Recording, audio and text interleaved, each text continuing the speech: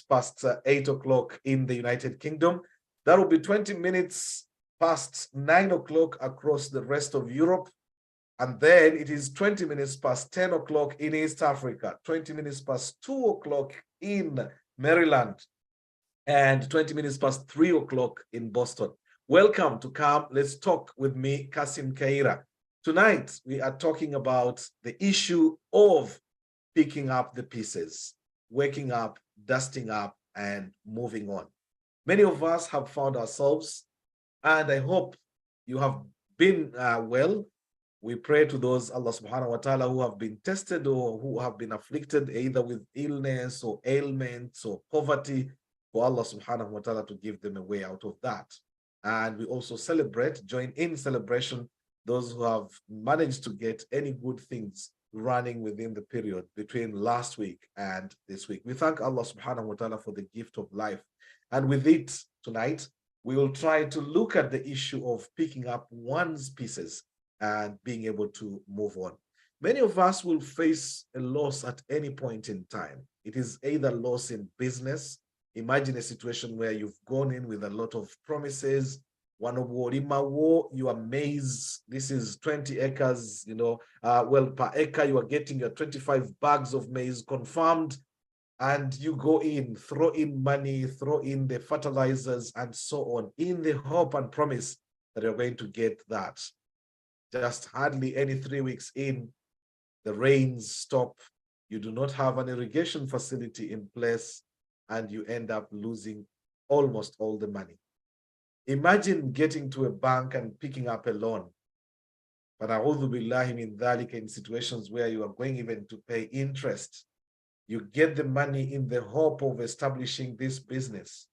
And when you've just received the money, probably you fall amongst thieves who waylay you and take all the money.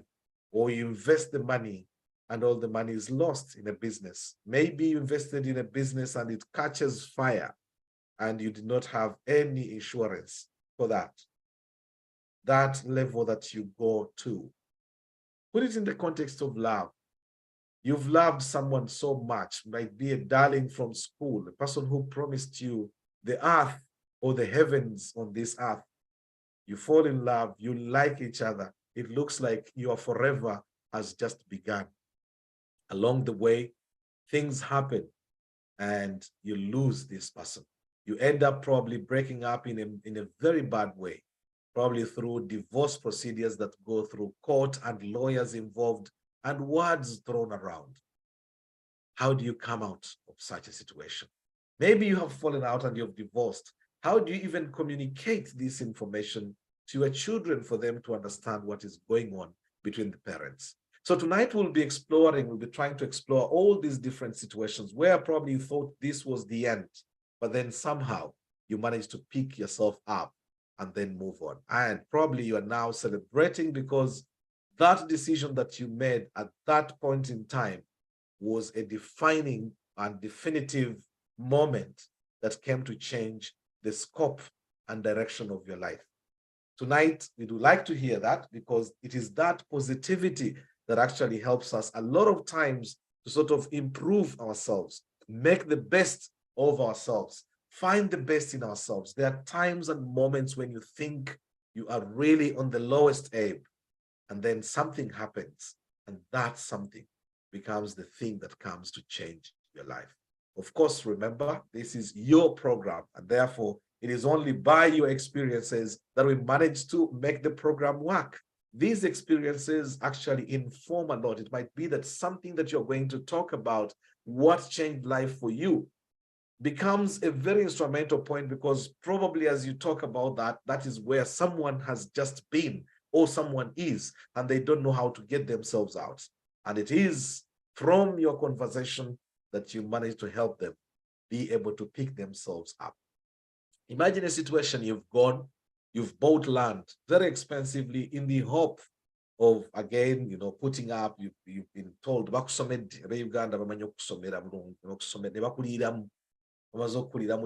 get a plot here, it's a small space, but something that you put here, returns on investment are just guaranteed.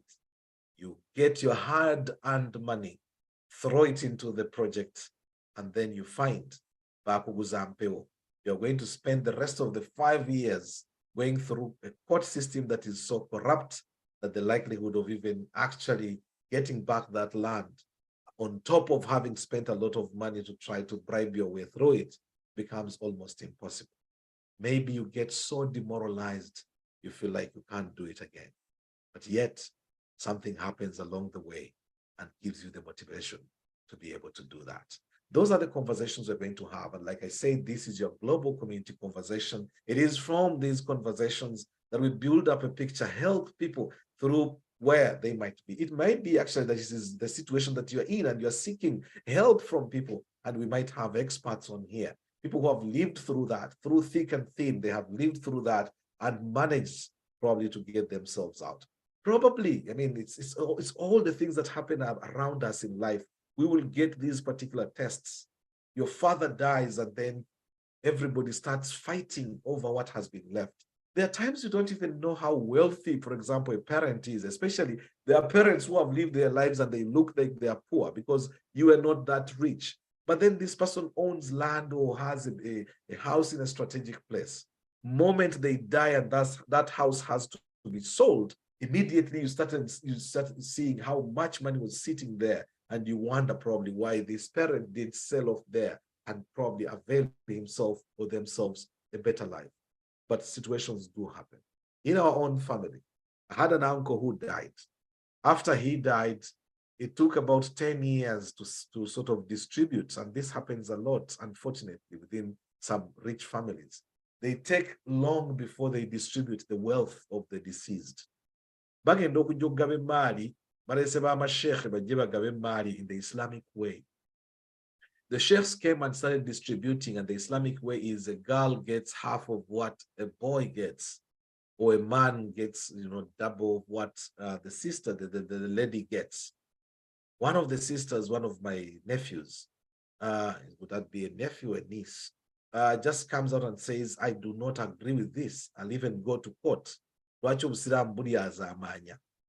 Shouted and raised her voice and the next thing that happened was bashekhe ne bamugamba kimu n'aga nti bwe bati obusiraamu kyekyo kye bugamba nze n'obusiraamu mbuvuddemu. And the moment she made that statement, calmness came in, but people were just watching and they kept quiet.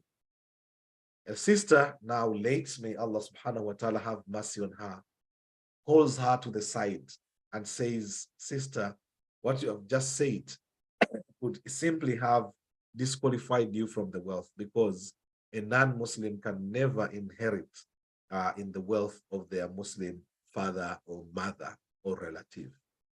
And since you're saying you are leaving Islam because it is unfair, it means even the little that you are fighting for to get, you can no longer get. She comes back ashamedly and says, Jari Musirham. That moment in time. So even in a situation where you had a family that was so much together, when it came to the point of distribution of wealth, that became the starting point of all problems.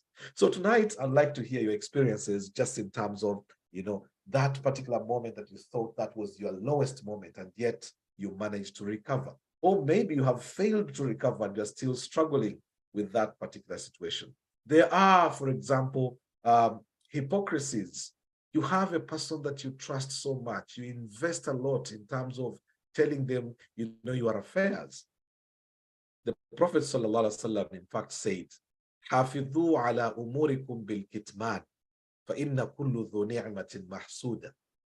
The Prophet ﷺ said, guard your secret, guard the issues that matter to you close to your hearts, because truly for every blessing, for every bounty, there is a jealous person.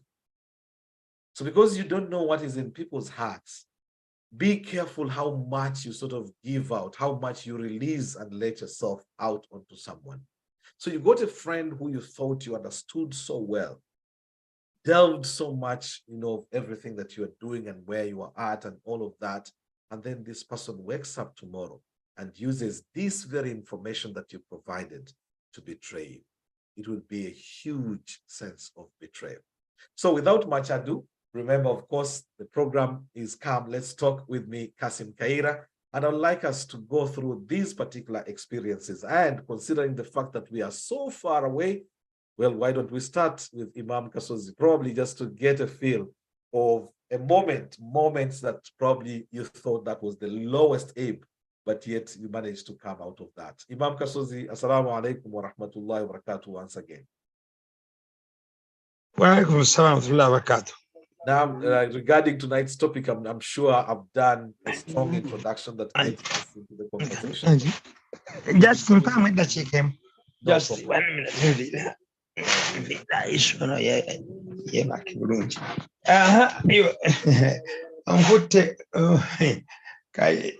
Kassim onkutte gundi oba badde mpulira buuliza bati okay, let us see. Well, ntegedde nti mukuwulirizaako oyinza okutuuka n'oluusi n'otugendako ng'obudde bugenzi naye otera okubeerawo. So I just wanted to sort of dig into that, looking into these particular situations, probably a time when you made that decision to move on, you know, like coming out of a difficult situations.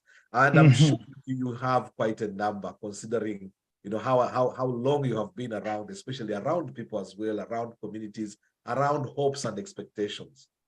Yes. Is there a particular moment that stands out for you that maybe you can remember? Maybe. There could be very many, but I will give really for a long time. This was in 1979. I was a senior first student. Then war came. Around March, I think the war reached our place around March of February, end of February, and we were asked to go back home. Netuva kusomero netuddeeka. Mwalimu okutiisa kungi. Ne batandika abantu, specifically eyali guardian wange who was paying my school fees was one of the victims. So nadduka n'agenda mu exile. Ffe ne tusigalawo. Ne process yennyini ey'okusigalawo nga every day they come with a news nti hey, bano nya abavubuka mwenna abasiraamu bajja kubatta. Nga buli kawungeezi abantu badduka ne bava mu nnyumba ne tusula mu ttale. Naye walumu gye twaddukira mu ttale olumu ate ne wajja ababbi okubba ne bakuba n'amasasi. Nga babba mu ttale oba stealing from the very home you had left? No, stealing, okujja okunyaga abantu ku bintu bye baali nabyo. You can imagine kati muddusa awaka muli eyo nga mu nsiko, muli mu nsiko. Kati when the night came, ne bajja okubba ate ne bakuba n'amasasi. Yes. So yali shock. Ne tusalawo okuddeeka. Nkera atufe tuddeeka batutte batutte wakabati. That was, I'm just giving us a background of the fear people were in. Yes.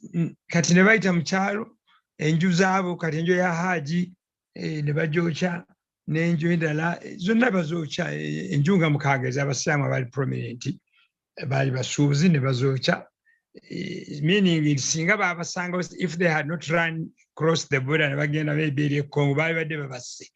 Yes. Kuba omuntu wajja n'ayokya enju. But the real scenario came when we were asked to go back at school around June, May, June. At time, it is exact, you don't have tuition. So my mom, in my history, when I was in primary 4, then I lost 2 years. Tata yafudde esente ziweddewo muve mu ssomero. Kati somebody has picked you up. Olaba ovudde ku law able eri gye wadde ogerako, olaba ozze ku system you are moving on, kati wakomyewo 6 years later or 7, because that was In 1970, I was in primary 4. So I started 70, 71. I went back to school, study term 72. Mm. Even they had asked me to go back at primary 3. I refused. They got no P3 Najima, let me go. If I'm failing, let me remain in primary 4. But fortunately, I didn't. That was 72. 79, 7 years later, movies, they were now senior far again. My mom, my late mom, Naganti, okay, fees is on the funny. So the choice was I had a watch. That watch for young, sorry, a sour. Yes. Nenjijam siringi bitano. I sold it actually siringi bitano nga nonya siringi binamu atano okusasula examination fees kuba nakolanga papers mwenda nga buli mwezi siringi atano. So I selling that watch, be without it, your guardian is in exile, means therefore even pocket money we will not have. But we went back to school. Then results came after December. Their results came January, I think, and you have passed exams. Kali nove mubunakuli we try to cause sometimes we remember, for example, since if I had decided to remain with the watch, probably I would not have gone back to school. Yes. And if I had not gone back to school, probably I would not have had the opportunity to teach you, to be your teacher. Or then I would not have had the opportunity to go in this program. But today I have many more watches. About all of them, I put them on rarely. It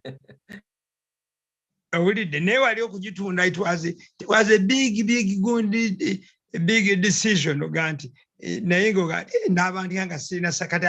you to imagine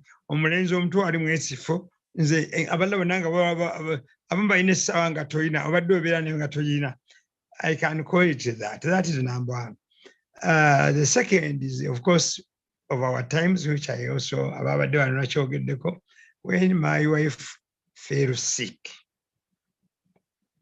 And the circumstance warranted that she could not go to work. She needed a lot of support. I found myself also almost failing to go to work. Fortunately, by that time, I had started employing myself. So I did not have many problems in going to a job. I could give her time, then go back and check on what we are doing. Generally, boss community at that time. But the sacrifice we have went through, to the extent into which I had to sell my car again. I sold the car. But I think we are out of it. We are happy. We have a family. We do not have Kitrina Mabanja. Our children, or our 4 children, have graduated, and we are pushing on. So, meaning, what can I say about that? That sometimes you need determination in order to overcome a challenge that has come over you. So those 2 maybe could do, but I have 2 others. One, when Professor Chimba got sick, and he was, everybody had lost hope. We sat in a meeting. Everybody was say, even when the father came, said, "No, man, I want to mutwala jakufira yeye bweru." But I as a team leader then, I held my ground. But at that time, sign na sente government twine sente ngabo government olwaleero oyinza okusteekera nti agenda gindi baagala ki tiketi zameka nti $300 noga nzirina bwe batuuka eri kiki ekigamba nti n'ogaanyirayo $2,200 bwe baba bazirina batandika gwe n'ogamba nti nzirina nga nobody has given you any money n'ogamba ezo nazo nzirina. But we took that risk. But when I see, by that time he had a master's degree, but when he went, treated, came back and did the PhD, he's now a professor of literature. He's retired as a lecturer. They only give him contract. I say, Alhamdulillah, Rabbil Alameen. Two, then challenge it with same, which is more recent. Yeah, Honorable Chanjo. And everybody that also when you go to after that scenario, poison, whether or not poison, naphnatic cancer, known in the first stage, people saying tunamusobola tutya ne tugezaako insurance nemukkiriza after 3 years ne surrenderinga ne twesanga nga sente nyingi ezeetagisa, but we overcome it. Even now nabeera hospitalized najjulukuka bwe twesanga tetulina bbanja libagamba nti batubanja kubanga must taking out your gundi, it gives me pleasure. And therefore, final comment again is determination. When and relying on Allah subhanahu wa ta'ala makes the things easier for you. That's what I can say. Thank you, Kayira, for Barakallahu fikum, Imam. You see, there are always lessons. But as you are speaking, my own brain was rushing too quickly. And like you, I have so many, but sometimes just making a pick and choose to make sure you get the right one that will be appropriate. Thank you very much, Imam Kasozi. One that has just crossed my mind. I remember this was 1992, I think. Senior 6, we were just about to sit for our exams. We were, I think, 3 months away from sitting the final HSC exams, the UACE exams, the Uganda Advanced Certificate of Education exams.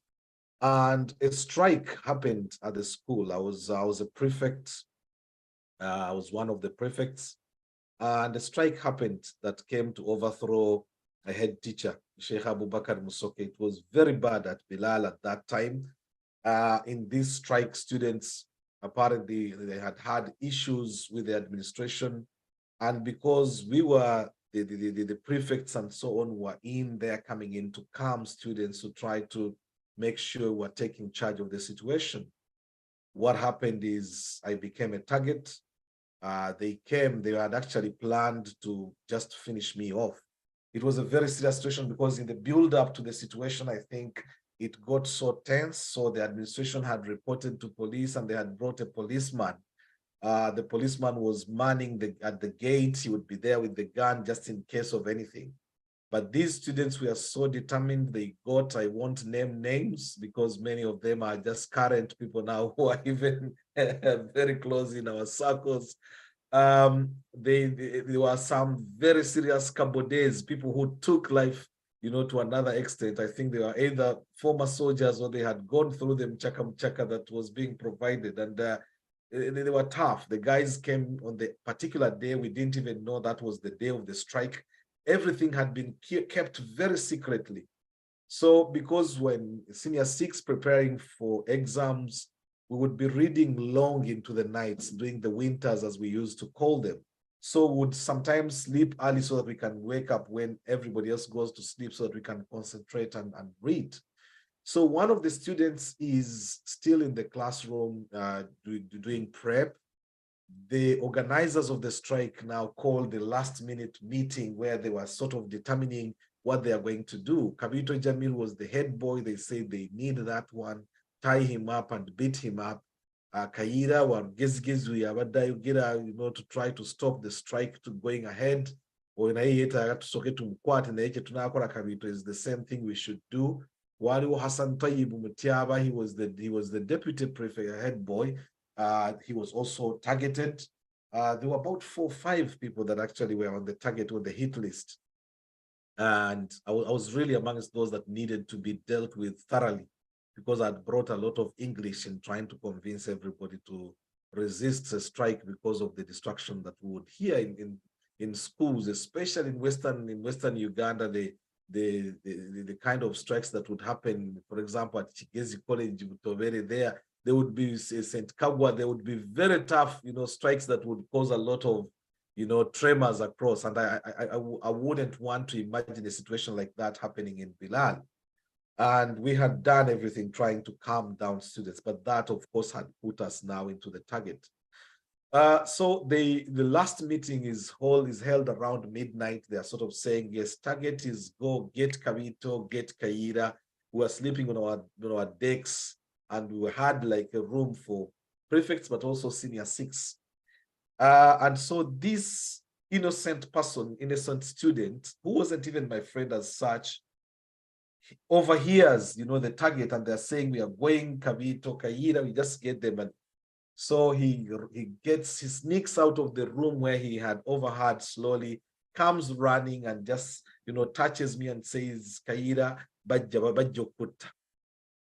That was the statement I was saying. You can imagine coming out of sleep, I'm on top of a decker there, just rolled down, got my kabuti, sneaked out.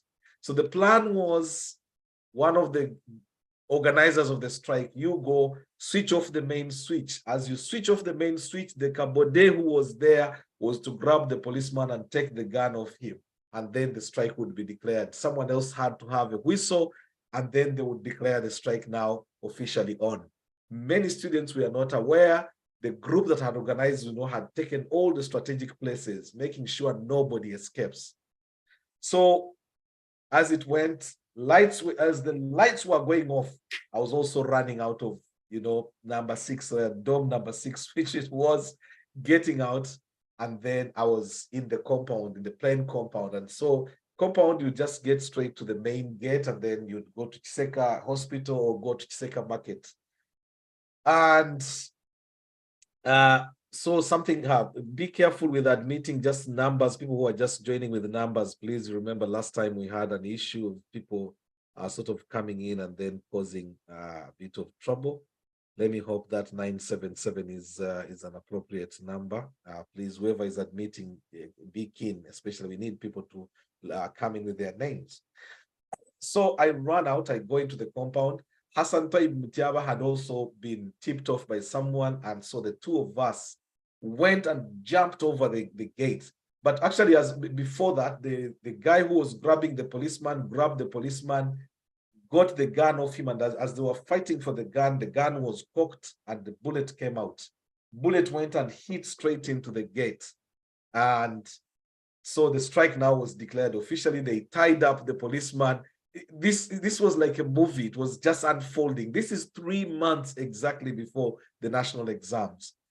I jumped over the fence, ended up in my uni there, just sat straight, like in a puddle of thick water, but I just took cover right there. As I'm there, I see another person flying. The next thing I hear, I grabbed him and said, shh.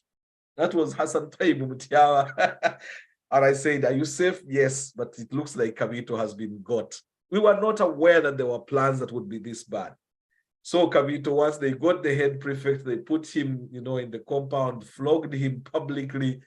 And then the fact that Kayira was missing now became a big, big pain. They went and got all my books. They got all my books.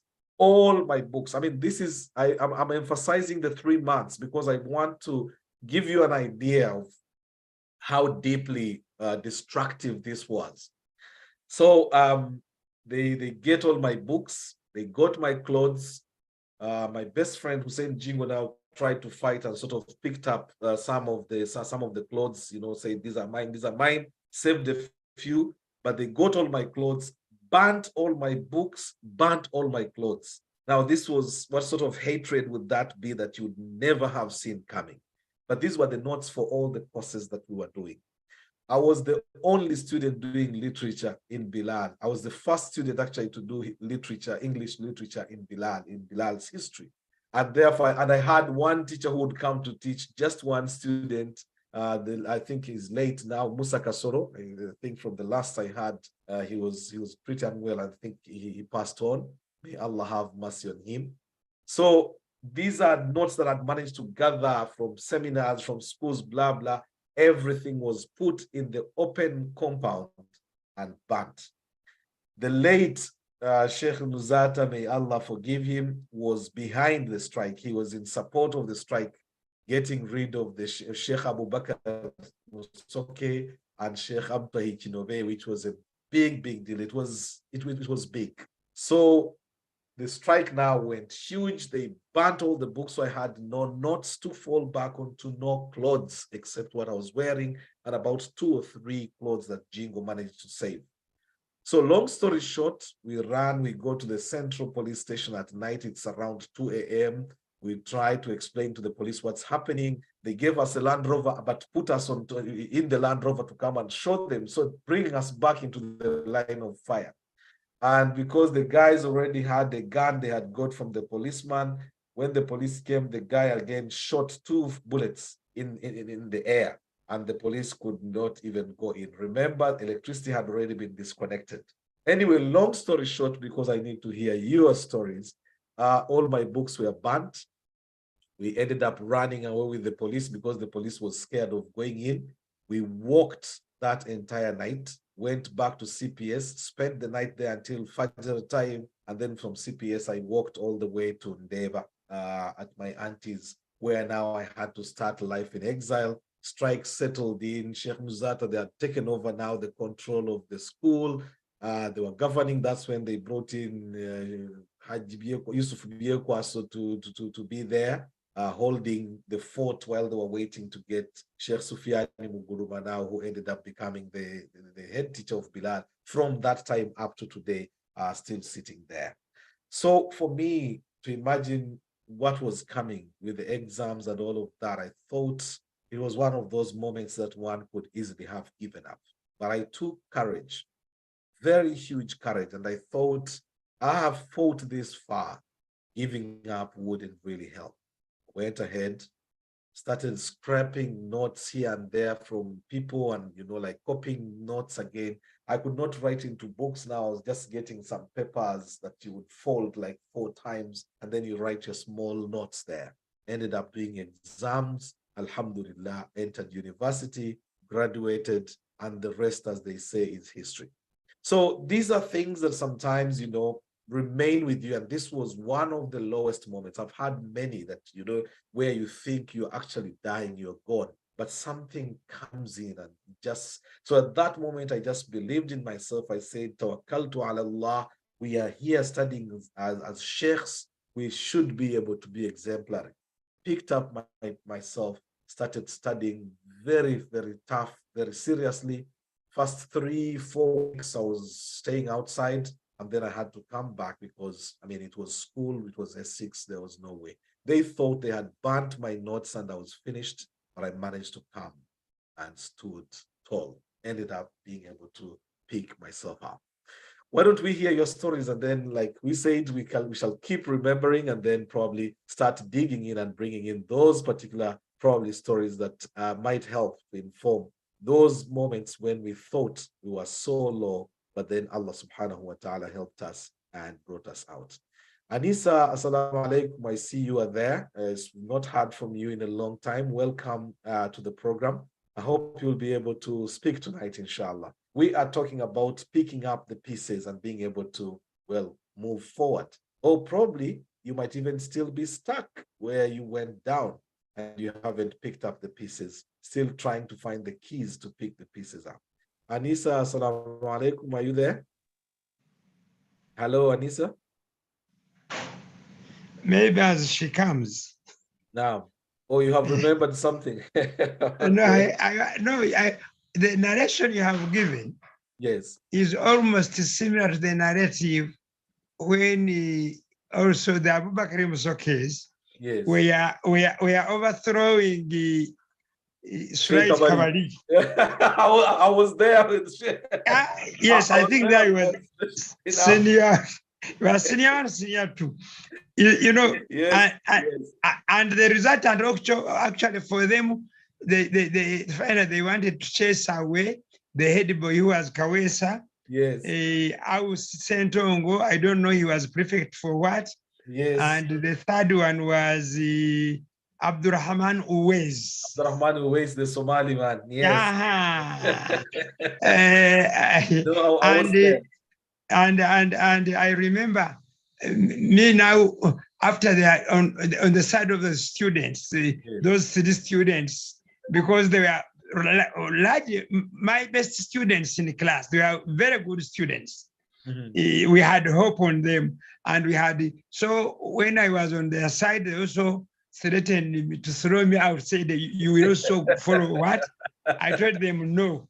If it means, because I remember these things, when it gives me insane kubanga twatula mmotoka abantu basatu, Seeka Kinobe, Seeka Mugomba n'Abakari Musoke, nga twagenda bali mu kunnyigiriza wanyu ne bagamba ne bwe munakola mutya sijja kuvaawo kuba simu mwampa omuno. Ekyokubiri, oba mwagala, keep your money, but I will teach these students to the end. Nensomesa aba ne bagamba these are bano beera first grade ate mwagala okukola ki? These students era nga ate nalina n'aba senior 6, and they are doing senior 6 for the first time. Bachamlesire gundi Farouk Ramadan team. Yes, they are Swan family. Exactly, they are doing it, and I wanted to prove that omwana asoma mu biraali n'afuna obubonero omutwala e Makerere. So they are here. Era abaana ne bakola ebibuuzo, 4 of them ne bakola efango gende e Makerere. Then results bwe zajja ne bagamba maze okusomesa. I have stopped teaching. That was 79, 89. So ne bagamba n'okusomesa maze. Naye kakati bwe walaba House is now, he has a PhD in economics. Oh yes. Kawesa is now a senior headmaster. Yes. Uwezi Kawesa, those who don't know Kawesa is the bigger brother to Dr. Hafiz. Is the elder brother of Dr. Hafiz. Yes. Owulidde kale kati sinaayojola naye kwega ebintu bibiri ebirimu ebikulu nga bw'ogambye. Bano kye baakozesa olumusa, bano kye baakola. Actually ekyali kigobesa ba Kawesa bo bennyini baresistinga strike. Kati mwe abaana baabafulumya naye bo bano baresistinga strike tebaawo. Ne baagala babagobe. Kati nenzuka nga tugenda ne Seeka Ssebbumba oyo, tugenze wa Abdurazak Matovu Mugezi agambe ku batabanyi be kuba bonna baali batabanyi be. That's life. So experiences ezo ng'ate kati n'ogamba nti ate baseeka abasoma bwa seeka bapula. Alhamdulillah. Now then when you look at 3 of you, kakati gwe Kabito is now a cow. Ewabwe. Yes. Kabito is a cow. Yes. Babaita administrative officer. Administrative officer mu district. And he was working on a big project here, World Bank in Tanzania. He's actually very well known in Tanzania. Kakati look at you. Look at Hassan is the dose. Yes. Yes. Very interesting story. With the very sheikh, no, life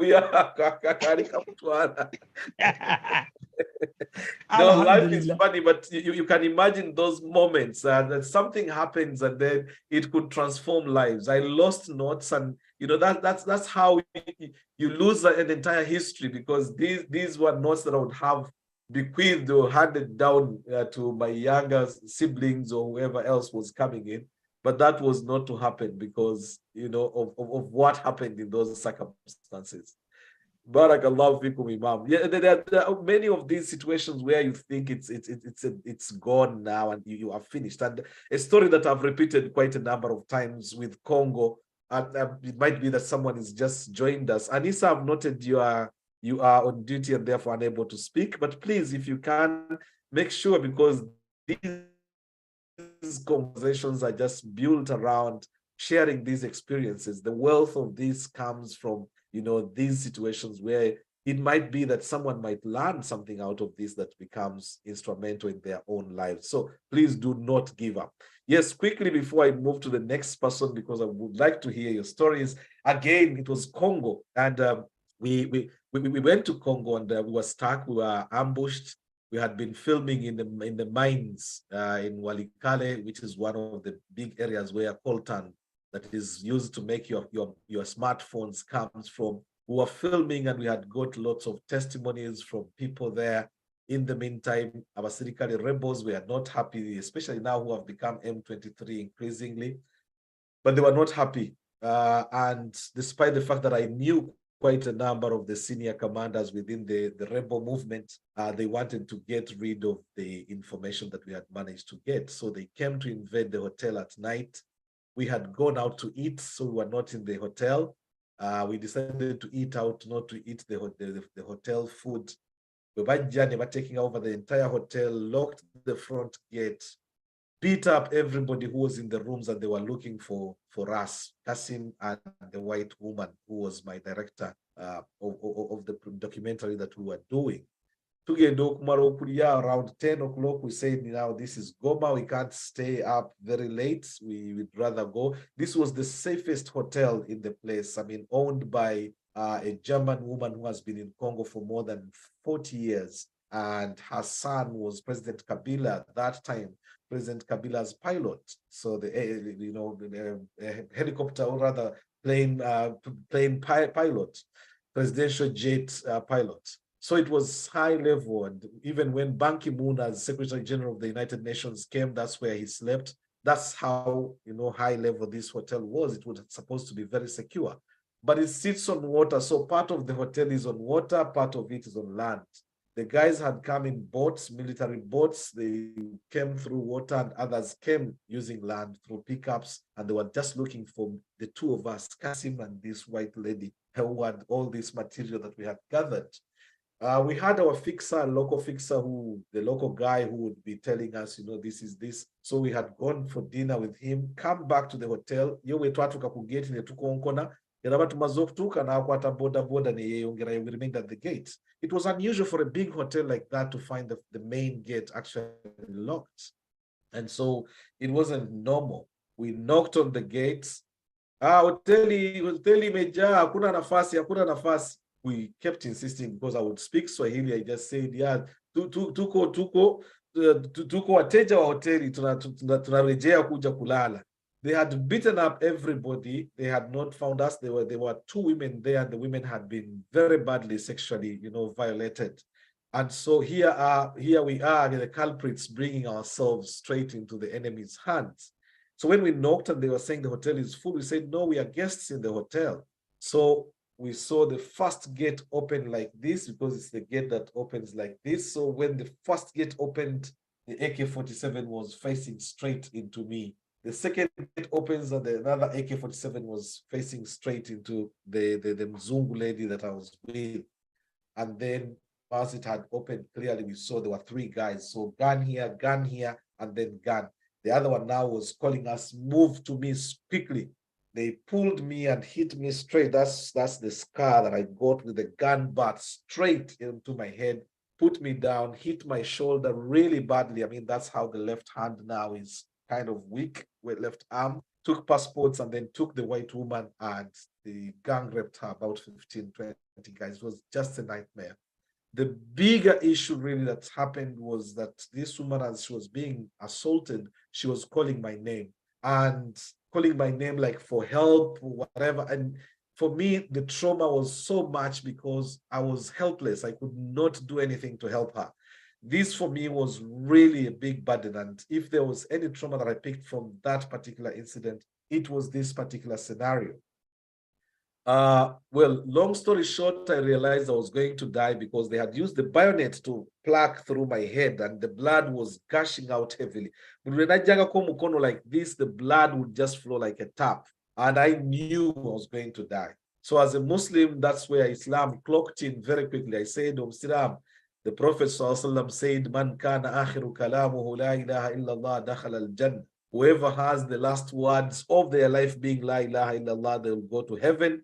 That to me was already a prompter. So immediately I started saying la ilaha illallah, la ilaha illallah, and I was feeling like I was beginning to get weak. So I knew I was going to die because I'd lost too much blood. But in that, I'm saying la ilaha illallah. Now, Congolese guys, they were still standing over me. They had hit me, and about 2 or 3 were still guarding. There were 3 who were still guarding me. So I start saying La ilaha illallah. And with that, I wasn't even scared anymore. I was saying La ilaha illallah, La ilaha illallah, La ilaha illallah, Muhammad Rasulullah. So the guys, if there is anything that Congolese guys fear, they fear a dogo. They fear witchcraft. If there is anything that a Congolese fears, it's witchcraft. Be a witch in Congo, a wizard, and you will get anything you want. So when they were here, and most of the guys who practice this dua thing are by Islam. So the guy starts asking me in French, "Tu es musulman? Tu es musulman? You know, are you a Muslim? Are you a Muslim?" And I because I didn't want to interrupt my la ilaha illallah, so I would just like nod with my head, but continuing to say my la ilaha illallah. The guys were so scared hearing the la ilaha illallah, they started moving, they all sort of ran, like disappeared in thin air. They left me. Now I'm in the compound on gravel. I had been beaten. They've taken my passport, 2 phones. I had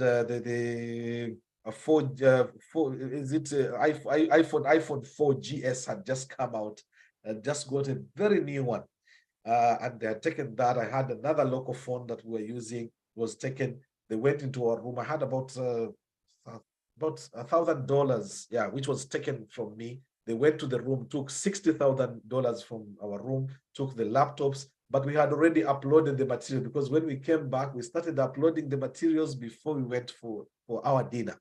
Oh my God, it is 6 minutes past 9 o'clock, and it is still my story before even hearing your stories. My apologies. If you've just joined us, the program is Come Let's Talk with me, Kassim Kayira. La ilaha illallah brought me back to life. It's a long story, it would eat up into time. Why don't I just cross and start hearing your own stories? Anissa, you said you're at work. JP, I see you already rolling. Assalamu alaikum. Hello, Jaded. Wa alaikum salam wa rahmatullahi wa barakatuh. How are you today? I'm very fine, thank you. And that story is quite sad. It is. But we lived to tell it. Yeah, we live to tell it. No. Now, my story, I've got 3 actually, but I'll start with the one which is quite close and still ongoing. Yes. And it's almost similar to what Imam Kasozi shared. This was 79. And my grandfather at the time, he had moved from the Congo, and he had settled somewhere around Soroti, just outside Soroti. Mhm. And he had acquired some good land.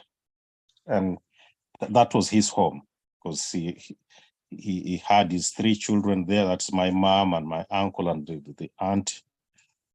He was working in the agricultural farm. My uncle also started working in the farm, and he was the mechanic for the farm implements. So I had very good memories of the place. Every long holidays, our parents would ship us there, and I learned a lot of things when I visited my grandparents. He taught me carpentry. He taught me how to milk cows. My uncle would take us on the farm implements, so I learned a bit of mechanics, and that at a very tender age. Now 79 comes. Now my grandfather was Protestant, but because they spoke Kinubi, they automatically became a target when the government of Idi Amin was falling. So they're saying these are the Nubians who have managed the country for a long time, and they've done all kinds of things. So we need to get rid of the Nubians. Now, lucky enough, my dad, when the war was building up, he wanted to ship us to stay with the grandparents, saying, "Oh, that's a rural area, you'll be safe there." But before we could board the trucks to go to the grandfather, something happened, and I think it was Allah's wish that journey was cancelled, so we had to stay where we were. Now, the natives there decided to invade my grandparents. Now, when I say invade, this was a homestead, because my grandfather had got his main home. He had a home within the same kraal. You know how Nubians build their things, they stay within the same area. So my uncle had his house there. My grandfather was polygamous. He had the two wives, each had their separate homes. He had small units for people to rent. And these people came and decided to raise the whole homestead down. Now, what saved my grandfather, this is the story he told me 2 years later, because we thought he had died. He jumped across the road, because there was the main road to Moroto and then the farm. So he jumped across the wires and hid himself in the swamp. And he could actually see everything going on. And this is people that he had grown with, people who he worked with, raising the home down and looting and taking everything that they could carry. So that was the end of the homestead. Now, because of his good nature, he was offered accommodation within the farm premises. And he lived there up to his death. And by the time he died, things had come down and they said, okay, his land is still there. You can bury him on his land. But to this day, nobody has developed that land. People go and cultivate seasonally, and people have taken over other pieces of land around there, but his land is still there. Now, this is something which I've been trying to recover and bring it back into the family fold. But because of the nature of how it happened, I don't want to open the wounds. So I pass there periodically, go and clear the grave, greet whoever is digging at the time, but the land is still there. So we've technically lost it, but it's still there. Nobody can develop it. I don't know if it is because of fear or if it is because the grandfather is looking over it. Now, the sad part is that my mom has passed, my auntie has passed, and my uncle has passed. Those were his 3 children who were the rightful inheritors. So the only one who is left, like the elder of this, the grandchildren, who has got some kind of means who can take over or can reclaim that. But the fear is that they might turn on me once I start making those claims. So that's a pending one. So that's one story where I haven't recovered from it, but Allah is keeping that place, maybe for myself, maybe for my children, maybe for whoever, but it is still there. Now, my second story is about education.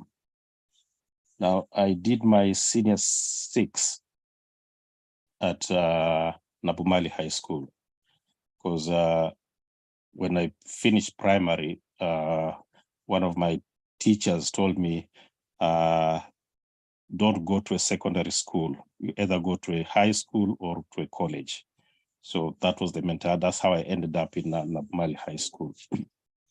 So I did sciences, but the combination was not the right Kassim, one. you're muted. You're trying to interject, Yes, but you're I just muted. realized I was asking Jadid the difference between the high school and the secondary school for the benefit of our listeners.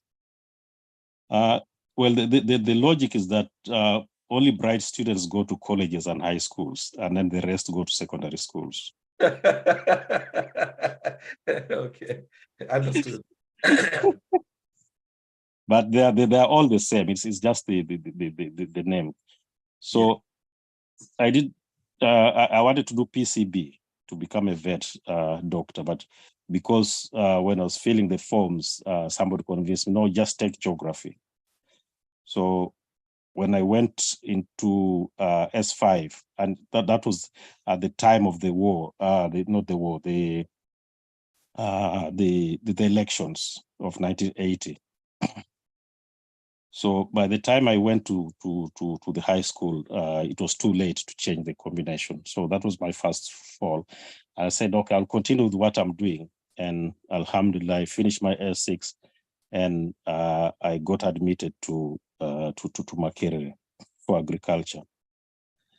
Now, during the time of registration, they had just changed the intake criteria, because before then, for sciences, you could enter Makerere with 5 points, but I had got 7 points. But when we joined, they changed that you have to have got at least 2 principals, but I had got 1 principal. So during the time of registration, they said, no, you don't qualify for agriculture because you only got 1 principal pass. And I said, but you've already admitted me. I've already stayed here 1 week, and they said, no, you can't. So at the time, it was Onyango, if you remember Onyango, the academic registrar. No, I remember here. Yeah. Anderson. Yeah. So he said, okay, the only alternative we can do for you is I can change so that you do the diploma in librarianship. Mhm. I said, that's going to be an impossibility because I did sciences, and this is an arts course. Yeah. And then you're bringing me down to do a diploma. I said, no, I can't do it. And they said, okay, the other alternative would be to go to the Institute of Malaria to do that diploma in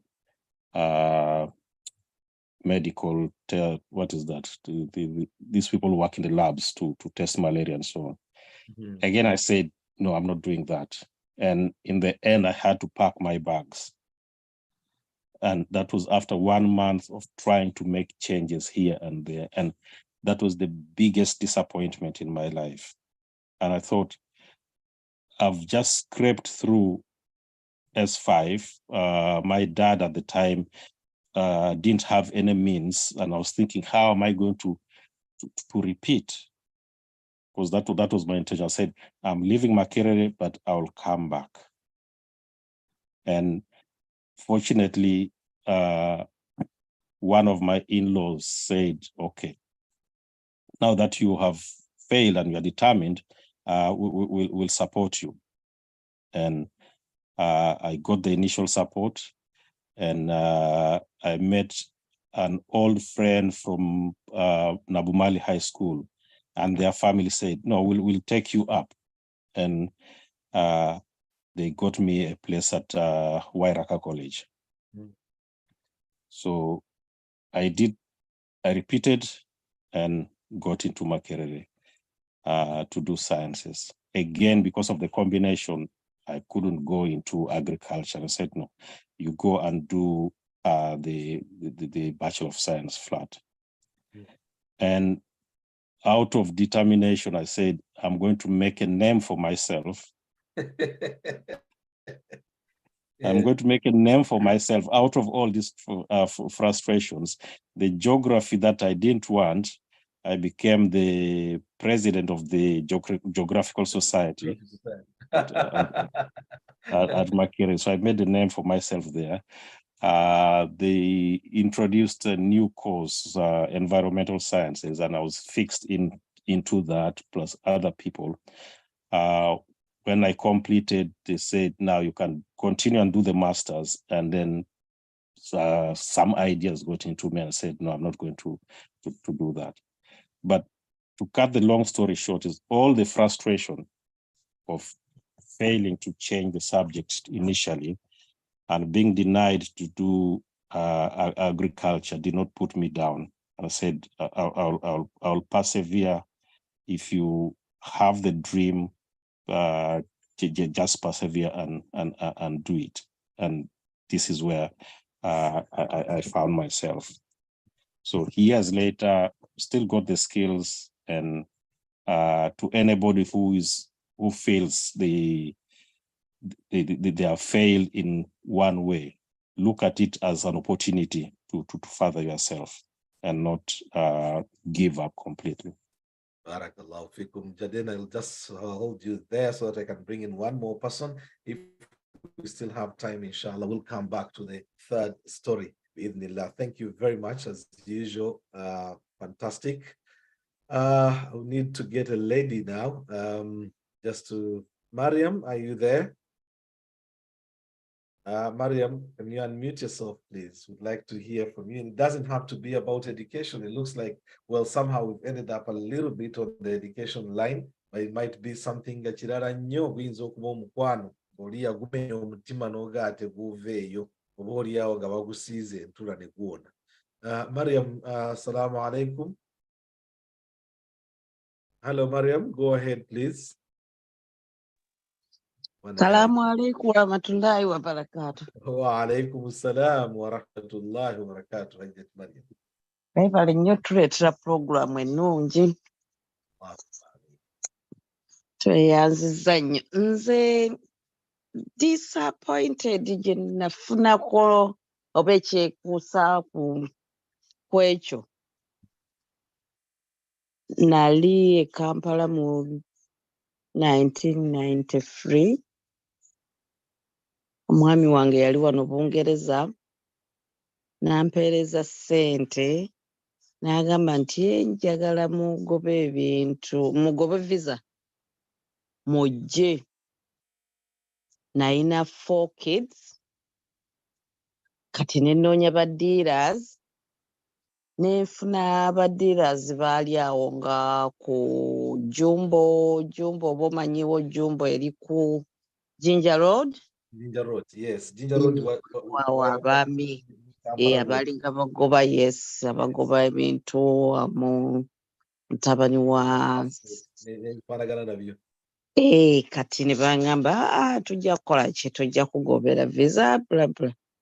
Tutandise kati visa nti okuzifuna tulina genda wa Nairobi. Twepakidde kati ku baana abana for 4 kids. Kati ono dira n'agamba nti kati zino ssente tezigenda kumala 4 of them, omu tumuleke tutwaleko 3 mugende kati abantu 4. Kati nze nali owa 5, kati ow'okuna n'asigala omuto. N'agamba tugende na bano, naye kati olw'okuba nti obeera oba toyina ky'omanyi, obeera dormant, oli awo toyina ky'omanyi, nange nakkiriza ne ngamba ono omuto asigale katugende na bano. Ono yali asembayo obutaalinamu emyaka ng'ena, ono y'aba asigala.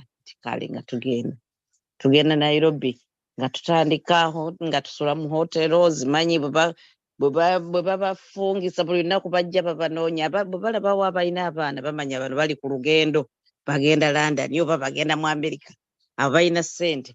Obusikale bujja bubacyankanya buli kiseera bujja ekiro, fungula biki awo musengusewo muzza awalala, musengusewo muzza awalala. Ne tubeera e Nairobi, ngenda okulaba week 2, 3, 4. Ningamba kino kiki. Then tubeerayo, sajja n'agamba okay, kati diiru nti tugenda kufuna obutabo bwa TZ bwe mugenda okutambulirako. Time eyo yali nga visa tezinnatandika nnyo e Uganda. 93 visa zayo embassy yayi tezinnatandika nnyo kugaba visa. Tetwalina na embassy anyway mu Uganda kyensuubira mu time eyo. Kati nga tukola ki, ng'agamba mujja kuyitawo ku butabo bwa TZ. Kale date ng'etuuka nga tugamba mwambale, twayambala saawa 11 ez'okumakya nga twekuba ku Jomo Kenyatta airport. Okutuuka wali babuuza mu Luswayiri, siruwulirangako olwa TZ, ndina akatabo ka TZ. Check-in babuuza mu Luswayiri, naye nga Oluswayiri sirumanyi nnyo, manyi luno olw'e Kenya abaali obutinitini abaali muzooli whatever. Nga musajja yagamba nti ng'atuzza wali bayogeramu totambulangako tomanyi bigenda mu maaso tomanyi kiki ekigenda mu maaso nga kyeggwa nga batuzaawo mu kasonda nga batuteekaawo ku butebe simanyi kigenda mu maaso okukkakkana ngenda okulaba nga batugamba nti nti kakati nti mujja kulinnya flight ejja kuba ya Thursday eyo yali Monday nga batugamba mujja kulinnya Thursday katuvaayo nga ngamba ono ddiira nti kiki ekibaddewo wadde nze mbadde bambuuza oluswayiri sirutegedde naye kiki ate kibatugambidde nti mujja kulinnya Thursday anti omuntu gwe nadde ndina okukolagana naye gwe nadde ndisizza tabaddeewo kyova olaba bano babatawaanyiza kati tujja genda Thursday konzikale nga tuvaayo kaakati tuyita mu ofiisi emu ey'omukyala gwe yagaa nti yegwakolagana naye nga tuyita mu ofiisi nga omwami agamba nti kati tiketi tuzirekere ono engeri bano abapoliisi gye bajja nga batutawaanya buli lunaku mu room bajja okutubba bayinza okuzitubbako tuzirekere ono nga tuzireka omanyi omuntu gwe bayita nti tatambulangako tamanyi nti tiketi ze ssente do you understand that totambulangako tomanyi nti eyo tiketi gyolese yeki ze ssente nga tuddayo tulinda olwokusatu ngagamba kati olwokusatu yeddiira tubeera naye era naye mu hoteri tusula wamu buli omu asula mu roomu ez'enjawulo naye nga musula ku hoteri nga omusajja agendayo olwokusatu naye kangende ndaba omukyala abeere ready enkya ku Thursday tusimbule mangu tugende ennyonyi era flight yakumakya nnyo tujja kuva wano nga ku 4 by 5 tuba tutuuse ku airport ntiye kati ogendayo ngadda ng'atugamba ti omukyala simulaba ti ate omukyala yalaziwa ati omuntu owofiisi era emisimu bw'ogimukubira bw'aba tali mu ofiisi you can get her somewhere maybe oba later evening oba whatever ng'agamba omukyala simulabidde ddala simulaba naye kati ate ennyonyi yankya katukoze tutya tulina omufuna olwaleero ng'amukubira amasimu nga talabika kumakya ng'agamba tukoze tutya tukeere bukeezi tugende ku airport ng'addamu ng'amukubira ng'omukyala tafunika kati awo situation yaliwo ogitegedde ndowooza kati awo oba omaze okubbibwa oyo yali amaze okutubba oba yatubba mu ngeri ki oba tiketi baazizaayo ne bazitunda oba ne bazishuwinga mu bantu balala sikitegeera nga ne ku ssaawa ya leero nga tuvaayo ng'omusajja batubbye oba ye yennyini yeegatta n'omukyala munnakenya ne batubba saakitegeera nga tuvaayo nga tudde nga tubeerawo awo ennaku nga ntono nga biganye nga tudde e Kampala bwe tudde e Kampala wayitawo ekiseera kitono omusajja oyo yali atugobera n'alwala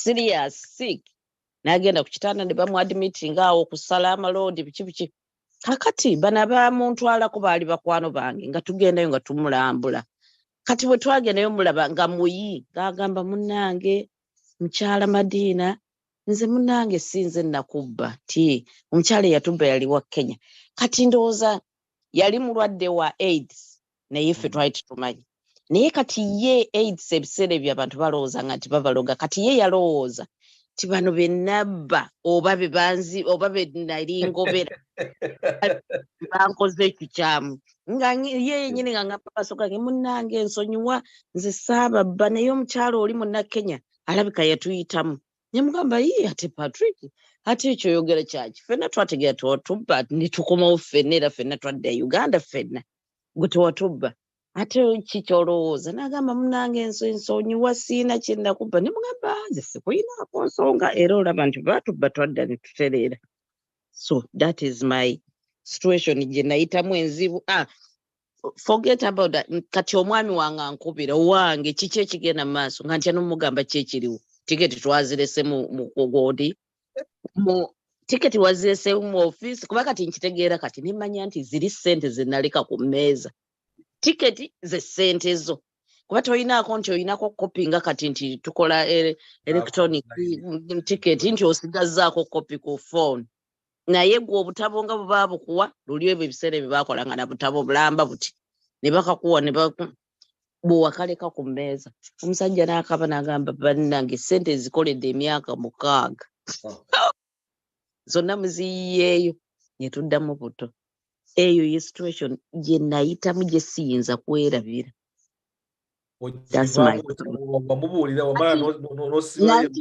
ndivaamu ng'amaze atukubira kubanga yatukubiranga n'atukubiranga bunaku n'agamba bane muli kuki paka bwe twadde e Kampala ne mugamba nti balabika baatubba. N'agamba kiki? Baatubba. N'agamba kati ssente ngenda kukola ntya? Kanzire munnoonye ssente endala ate kakati tupange buto. Kyantwalira. It was 1993. Kyantwalira emyaka emirala 6. Ate musajja we okuddamu okukola okutwongera ssente tuddemu tukole ki? Tufune eddiiru endala. Naye Mukama wa buyinza alhamdulillah twamula ne tukola ki? Ne tukivuunuka ne tukivaamu ne tutuuka wano. Naye nga kizibu oyina ekintu ekibeerako nogamba kino kyatuuka ku nze. Nange yeeyo story yange. Barakallahu fikum. If you have just joined us, the program is Come Let's Talk with me, Kassim Kayira, 31 minutes past 9 o'clock in the United Kingdom. Well, very interesting conversations. Hajjati Ainzok Wanti, she has never talked about this story probably in detail. And then somehow you mention something and it just tickles something in someone's brain. And then you get the person talking. These conversations come in quite handy. And so many people have lost monies, have lost, to people, to con men in Uganda. You have to be absolutely careful. These are low moments, but then how you manage to pick up the pieces, I think that's really the very important element, that you might have gone down low, but how you manage to pick yourself up and sort of start all over. Because sometimes all it takes is that. You need to be able to fight back, find a way of making your way back into life. Otherwise, you would be dead before you know it. A lot of times, for me, I think, like I said, that turning point was when I knew I was about to die. I wasn't giving up, but I said, now, if I don't die, I'm still holding with my hand at the head. But in case I have to die, they can finger and give me sit down. So I was sort of combining two situations. I'm keeping the positivity on, but at the same time, trying to make sure I prepare in case, life ends up getting there. It is your stories that we are listening to. The conversation continues here. Zam, I come to you. You've been on from the very start of the conversation. I'm sure you've been peeking into the conversation. Hopefully we can hear from you on your side of the story, your lowest moment and how you managed to pick up the pieces. Zam, assalamu alaikum. Hello, Zam.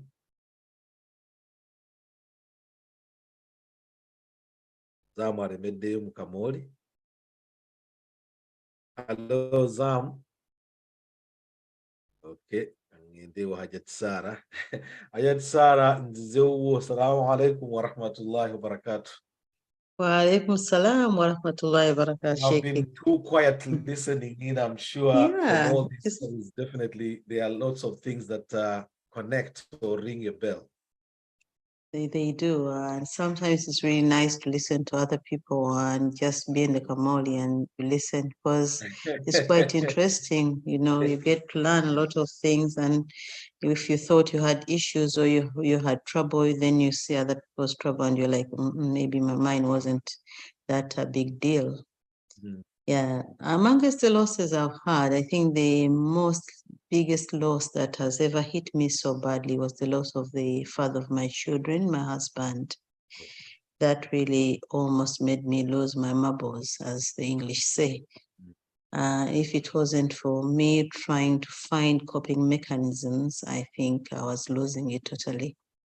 Because it came to me as not a shock, because he did get unwell for quite some time, but because he was the sole breadwinner, he looked after me and the children and the other family members. When you have someone whom you're like, my life is relying on him and you're not independent in any way, it can be a very big hit. Forget about not thinking that when you love someone and you lose them, it's not a small thing either. But if they're also holding your life, then that becomes a much bigger deal. Because there was a mother of young children, and then I didn't know where to start. I was so confused. The man is gone, the husband is gone, and they are lost their dates on top of everything. It was quite a very difficult time. But cut the long story short, what I did, well, the day he died, I knew he was going to die, but I didn't know he was going to die at the same time. But when it comes to you, it is like a shock. So we live in Zambia Hospital in a hired taxi. His relatives came to pick me up, and other people were there. And as we were driving down Zambia Market, there is a market by the road. I could hear people playing music. It was so high and loud. I got angry. I became very angry. I was like, I wanted the whole world to come to a standstill. And in my heart, that's when I thought that maybe I was going to lose it. I was like, haven't anyone known that there is a big loss that has taken place? Why can't the world just be quiet for a bit? Yeah. And when we went home, there is that anger that really took over me when I had people come home to give me company or offer their condolences. And they all went to sleep in the middle of the night. And I was the only one awake. I could see everyone relaxed and sleeping. I was like, why did they come here? I got that anger that was really making me like losing it. I don't know where it came from, because for someone who is religious, then what I did was to get my Quran, and I started reading the Quran and doing more adhkaris and doing more salah. And then when people started to go, when I stayed on my own, I started thinking about what other ways I could get myself to cope. And then a thought came to me that you should go and visit your local mosque, some place I'd never been before. And when I went there, the women were so welcoming. I started getting involved. We formed some groups which we would go to other places and we go on seminars. I also went back and did a course in counseling because we had HIV. It was rampant by that time. And I started seeing some results of what I was doing, because when we held seminars, I would teach women and other people about HIV and how to cope. And then I started seeing that my life was having some meaning, and I was doing things that were helping other people. And also having my big children, my stepchildren, was so helpful, because those boys and girls were there for me. They held my hand. They were there to pick up their young siblings. Young as they were, they all sat together, made a meeting, and they said, Mommy, we are going to help. Each of the boys took one of the children, and they were like, we're going to pay school fees and look after them. And see, it's more the support that I got from my children, the community, and some family members that kept me going. Yes, I still miss him, but anyway, I forged my life ahead. I don't know how, but with Allah's blessing, things worked out. But at that moment, I didn't know whether I had any purpose in life. I didn't know what to do, but by the blessing of God, things worked out. So that is the biggest loss that I ever encountered that almost made me lose my marbles. You know, Ajat Sarah, sometimes, especially a lot of times when people talk about death, we talk about loss, but when loss involves death, there's something, as you said, that is very debilitating. You feel like life has come to a standstill. And if you are not very good in terms of faith, to bring in the aspect of wondering, why me, why now, why him? And you need to be very strong in your faith to sort of, get around that. Especially, for people sometimes who end up dying when they've not had a chance, like, to be ill for long.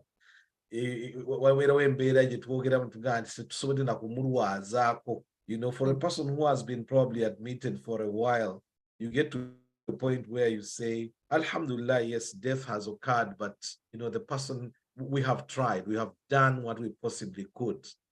once you accept and acknowledge that, there's some kind of little satisfaction that comes out of it, despite the shock that still always comes, you know, with death. But whenever you're dealing with death, it has that disabling aspect about it, that you feel everything sort of coming together at once, and then you are stuck. But then the ability, Allah subhanahu wa ta'ala created something that is very interesting, and that is the ability to forget. You know, there are about three things: the ability to forget, hunger, and sleep. You know, when you are hungry, still people will still be eating at the wake. You know, you are crying. A few minutes after crying, the food is not sweet, but you feel like you want to fill up the gap to be alive, you know, to even be able to moan.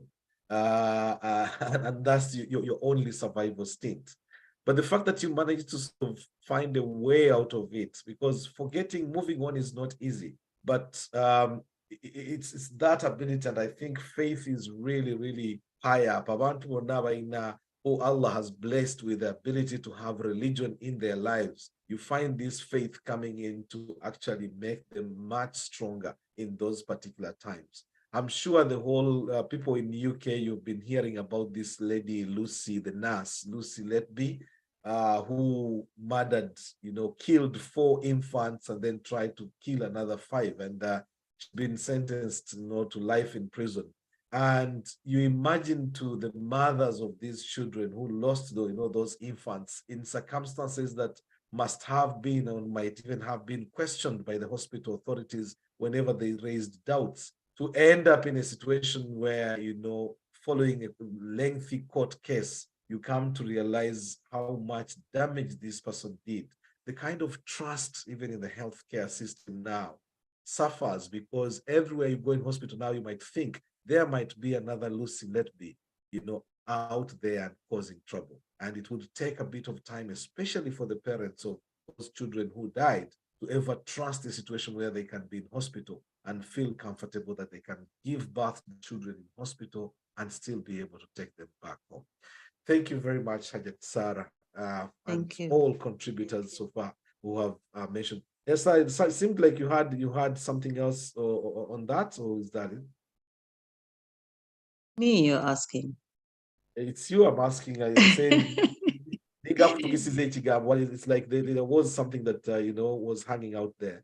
It's okay. Let's All give right. other people a chance. Thank you No, so no much. problem. Thank you very much. Imam Imugasha, I come to you, say, wassalamu alaikum wa rahmatullahi wa barakatuh. I get a chance to get you out of Kamoli. And hello, Imam. Imam Gasha, I can see you there. Hello, Imam.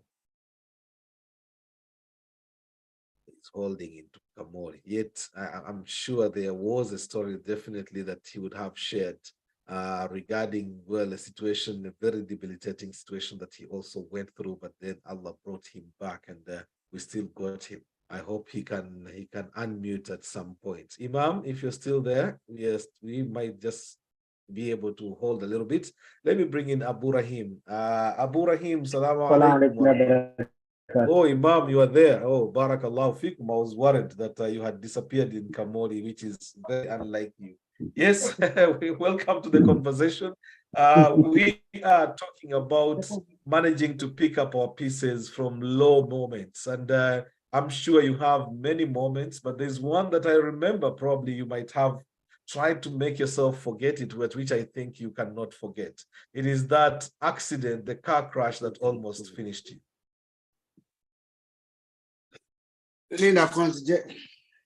Okay.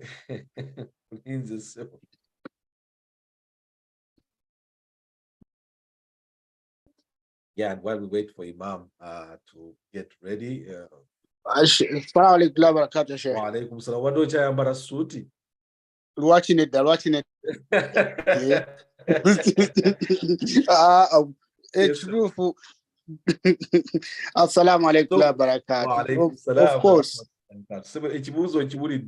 We are talking about those particular moments that probably might have been difficult for us, but we managed to pick ourselves up. And I was saying, I'm sure you have many which you will be at liberty maybe to pick out the best ones. But for me, the one that I remember that worried me the most was you getting involved in that car accident. Maybe you have a different one you'd like. Era nkitegedde butegeezi nti tosinga okulowoozaako nange nze kennyini yasinga okulowooza kubanga kya kiseera kizibu nnyo eri nze ne mukyala wange ne famire yonna kubanga omuntu ayagenza okukola onnyuse okomawo olinnye takisi oddaako odduka eka otuuka eka obeeko byokola naye n'otasobola between the way ne wabaawo accident nti abantu bonna omanyi matatu ez'e Uganda etikka abantu ndowooza 11 nga kwotaddeko ne kondakiti naye bonna 10 bafa nga yasigalamu ali omu nze kennyini nyinze nasigala naye nga nange baatwala mulimo ne batwala mu mochare ndowooza mochare gyebalabira nti nno akyalimu akasa sijjukira bingi nnyo omukyala wange asinga okubimanya naye ne bantwala nga n'omusawo omusawo ankutte ku mukono y'omu gwe nasoma naye ekibuli secondary school Dr. Sebatta naye nga ne gwajjanjaba tamutegeera yagenda okumutegeera after some days nga amaze okudda mu form ebiwundu biringa ebyenyizenyize naga ono imamu gwezijjanjaba naye nga akaseera kaali kazibu nnyo whereby Mukama Katonda ageranga buli kimu yakigera. Nali ntegeezaako mukwano gwange Haruna nga nva ku mulimu ni mugamba nti nja kuyitako awo naye saasobola mutuukako. Of course ng'abantu abatagamba nti n'ogenda kuyita ate mu kinywero muki oluva ku mulimu ogendaka era nvudde ku mulimu ntuukirako omukyala agenda okulanga essaawa ziyiseewo tandaba yeebuuza okukubirako kujja wange omulabyeko nti sinnamulabako kubirako Haruna ati sinnamulabako naye yaŋŋambye ajja wano naye okubuuzako maama wange naye ali ku lw'entebe eyo nti tumulabye eriwo accident ebadde ku luguudo awo olw'entebe awo byatandikira naye ng'olunaku lwali lubi nnyo kyekintu kigenda kuddayo kwerabira. Otandika recovery kubanga ekirungi Sawiya waali awo. It would be good to hear her side of that very story since she was actually following up gwe wali omaze okugalirawo. But how easy has it been for you to recover from that?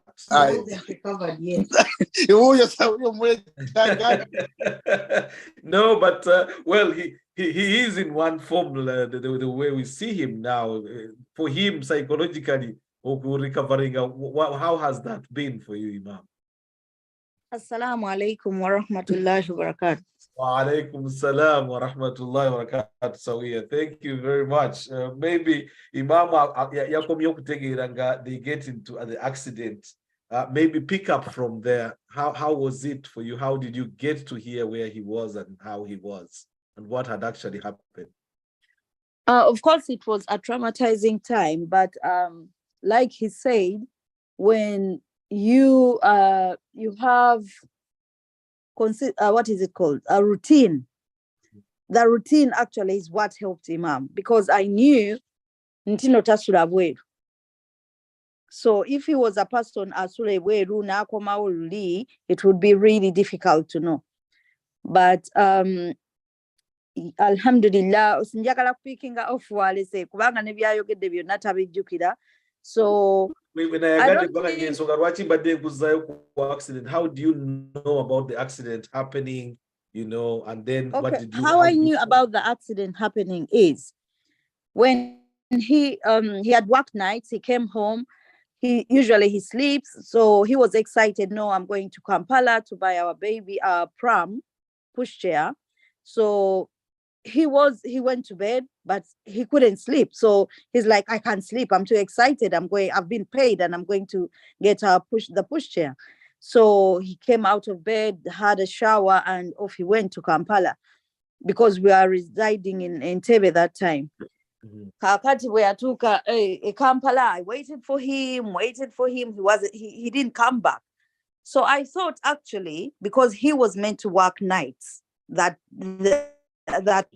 so I thought, oh, maybe he went to work, and we spent the whole night. We didn't know about the accident. We hadn't had anything. So in the morning, as I made breakfast, we usually wait for him to have breakfast together. It was getting really late, and he wasn't returning. So I called his work to see whether he's still there, and they told me actually he was meant to work at night last night, but he didn't turn up. There, I started getting worried. I started calling Kampala, and everybody's like, okay, he went to very many places. So people are like, actually, he made a stop over here. He said hello to me, and blah, blah. It went on like that. And then I didn't know about the accident. So I had gone to lay my son down. And then surprisingly, I never used to listen to Virango, but that one time I had the Virango. So the Virango come on the announcements that, oh, so-and-so died in an accident that happened on Entebbe Road. That's the first time I'm hearing of the accident day. So I'm like, I had my auntie-in-law in Entebbe. So I go over to her. I'm like, because we were looking for Imam together. So I'm like, oh, auntie, have you heard about this accident that has happened in Entebbe, on Entebbe Road?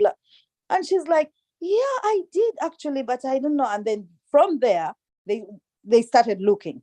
People in Entebbe started looking, going to Entebbe Hospital. They checked, he wasn't there.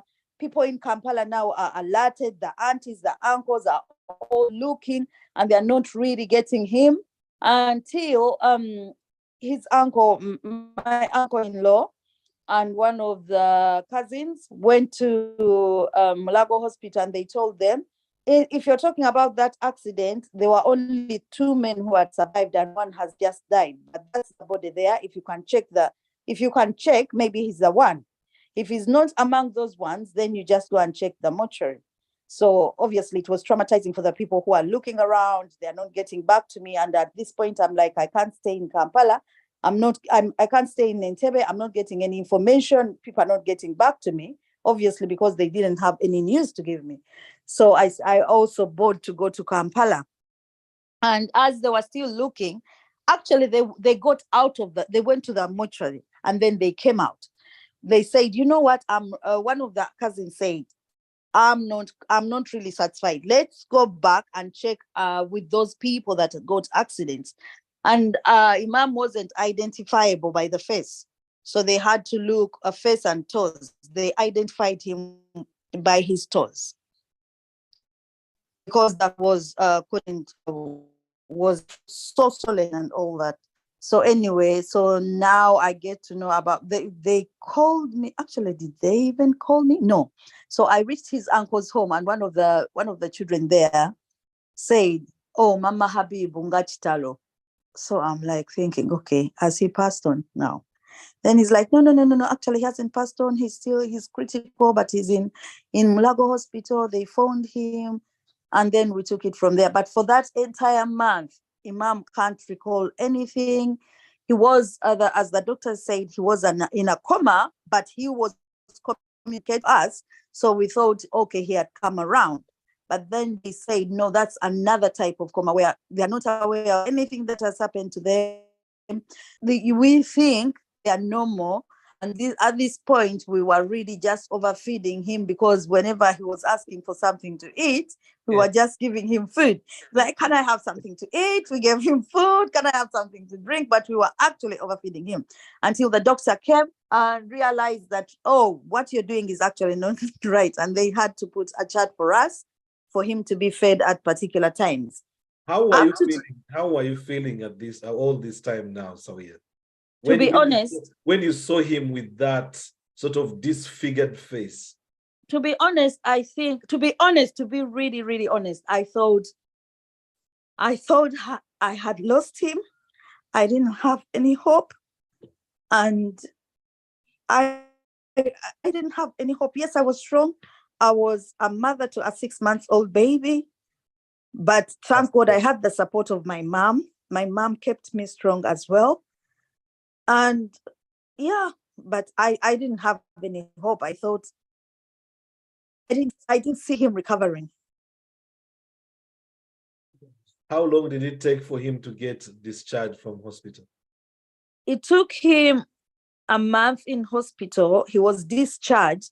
Yes, he was communicating, but something, he wasn't in his senses, if I say that. He wasn't, he would tell you, he would communicate, but still he wasn't aware of anything that has happened to him.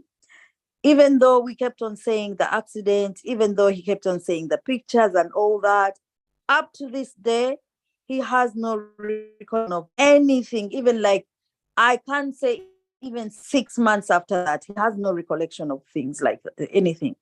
And what the impact mainly is because he got a crack in the skull and he got a leakage in the brain. So it's that affected him much.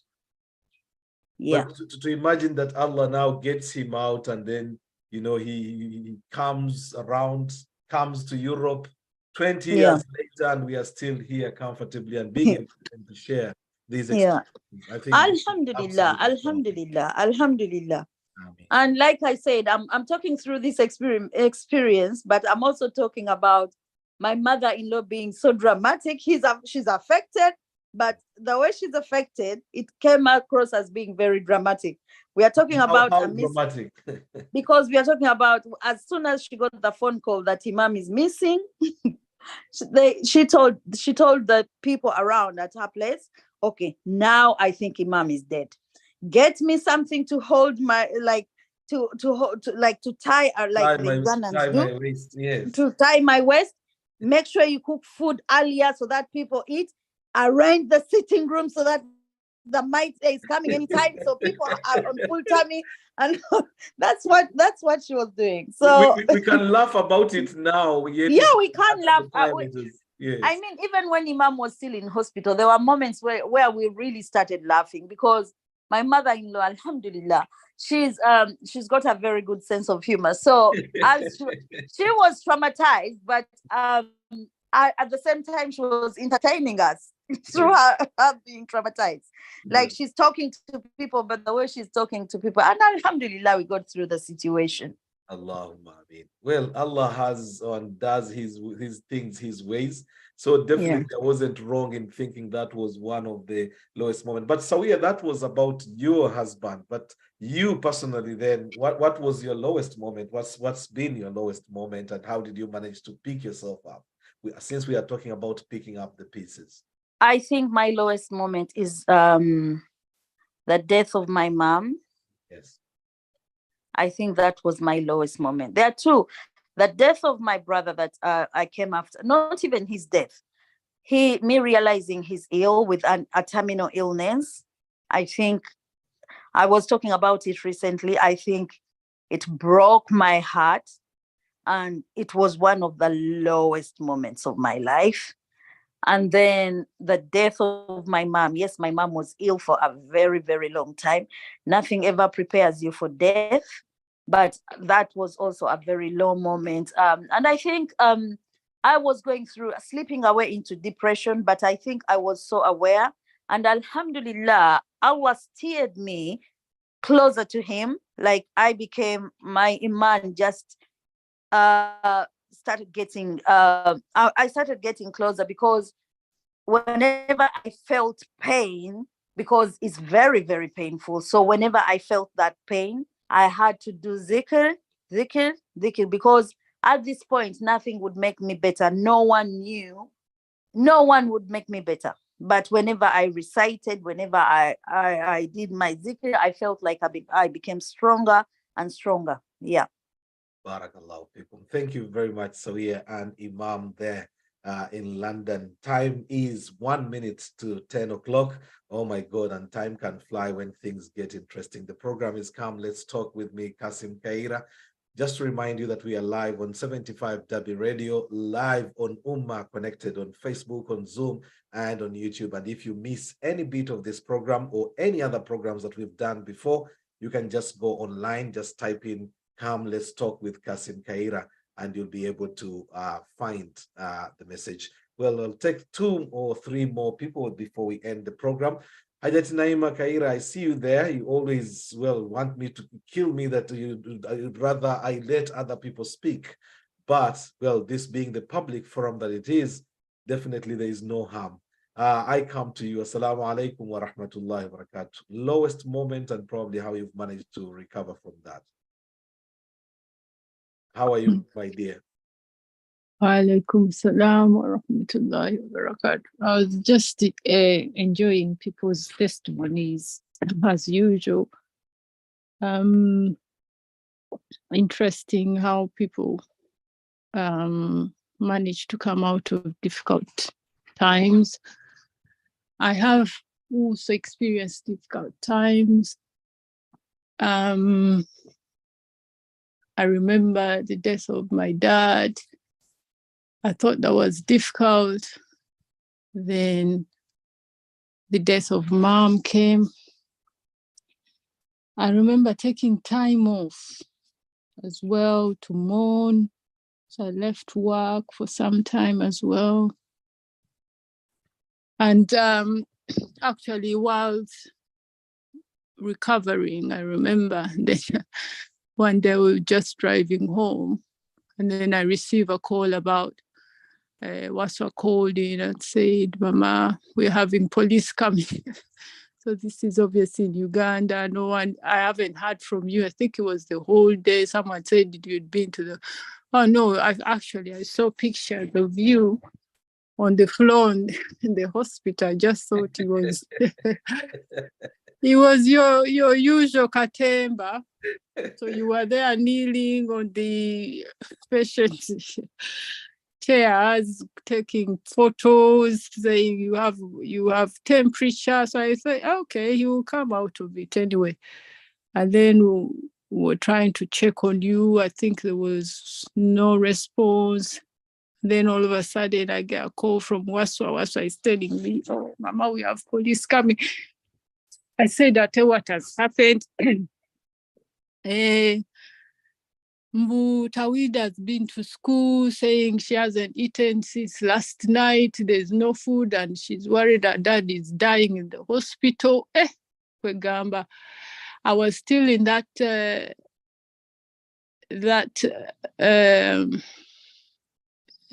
in that period of mourning. So you have all that on your shoulders. Because what kept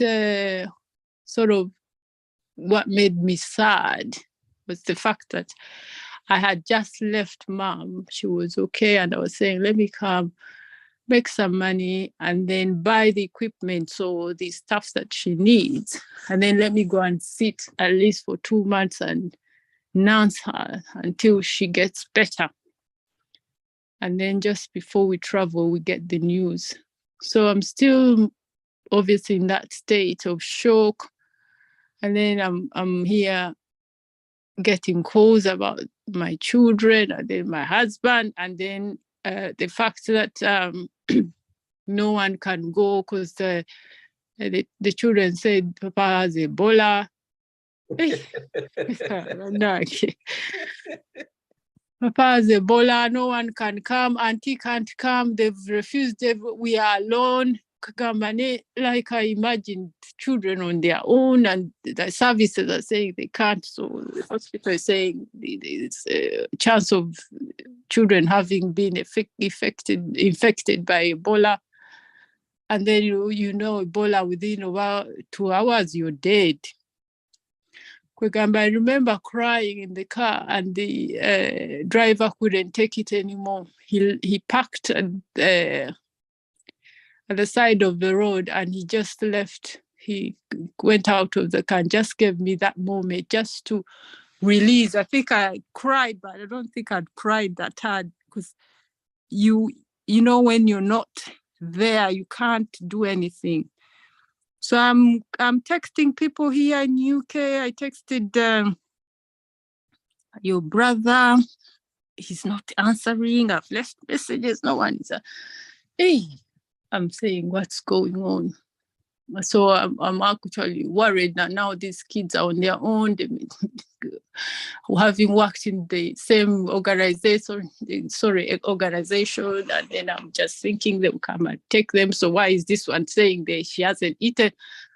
So what happened actually when Imkan had gone to pick Tawhida up, Tawhida had been detained, and they told him to come. He couldn't take Tawhida home. So he's then saying why.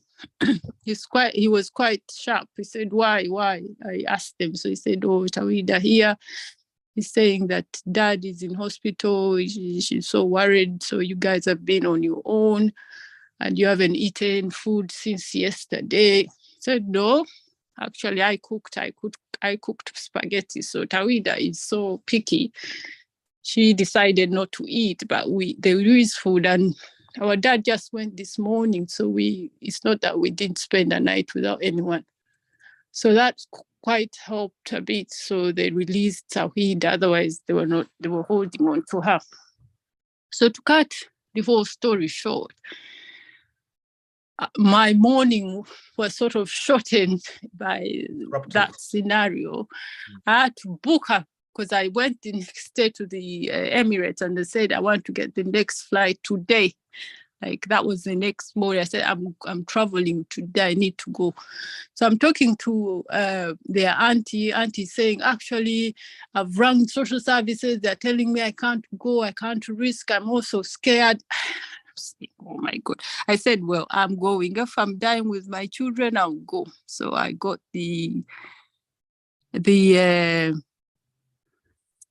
I got a flight, and I think I traveled back. And this is when I think we heard about you being isolated and them suspecting Ebola. So I came here and found the kids who were on their own. It was really sad. Yeah. I had to sort of forget my own pain, and then obviously deal with the emergency, and obviously the fact that you're not well. It was too much. But alhamdulillah, we went through that. And I think that sort of helped a bit. It didn't prolong the sadness for me, because then I started, it was like opening up a new chapter, like, yes, mom's gone, but then you have family, you have people to care for. So that gave me time to sort of move on as well. Don't you think that was disrupted, and therefore maybe there might be a relapse of the morning that was disrupted? Or you think you've managed to sort of cope in certain ways? Obviously I think about her and all that, but I think I've come to accept that was the time. And obviously the best planner is God. We plan, but God also plans. And I think that helped me a bit, because I would be really saddened. I think I would be really, up to now, I don't think I would have gone back to work. But there was that waking up call saying, yes, mom is gone, but then you have children, you have your husband, you have people to. So I got on the next plane and just came back. And from then, obviously, I've started rebuilding my life, and obviously went back to work as well. So since then, I'm glad, because sometimes I think when things happen, they do happen probably for a reason. I think my last job in Middlesbrough was quite stressful. I've never seen stress in my life. It was so stressful. But again, because I'm not that type of person who just comes in a job and leaves a job. It took me almost 2 years to sort of come to realize, actually, this job will kill me.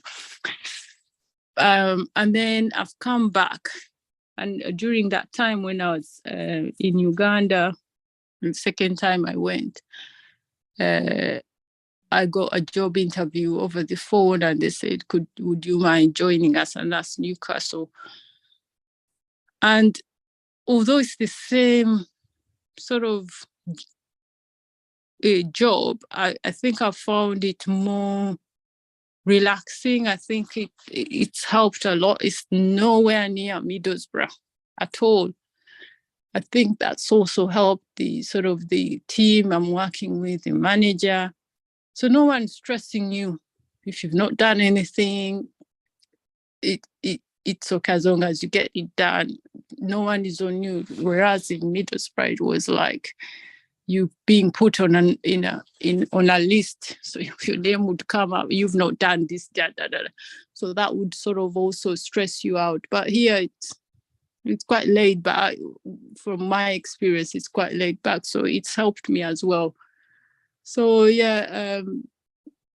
life is full of up and downs, but alhamdulillah. Well, I thank you very much, for making that quick decision to get on the flight and coming back. And for that, I love you more. I think that is without a doubt, inshallah. May Allah protect us and look after our children when time comes to go. Thank you very much, Hajat Naima Kayira. Fazil Mayanja, assalamu alaikum wa rahmatullah. Your hand was up and I come to you. It gets the more interesting once it gets personal, and I'm sure these are all lessons that everyone now carries. And as you go to your bed tonight, you start reflecting on some of these things. I'm sure a person like Sawia coming in and Imam and talking about that accident where everybody dies except the person, only one person who comes out of that. These are not things that you just find in any particular sitting. This is calm. Let's talk with me, Kassim Kayira. Fazil Mayanja, go ahead, please. Hello, Fazil, you are unmuted. Can you hear me? Yes, we can hear you now. Yes, assalamu alaikum wa rahmatullahi wa barakatuh. Salam wa rahmatullah. Good to have you back. Yes, I love this platform because every time, we learn, I always learn something from people's experience. And, you guys are our elders. So it's not that I'm young, but, use that. So we learn a few things here and there. Mine is quite, it's not very interesting, but I don't know if you have been arrested before. May God forbid.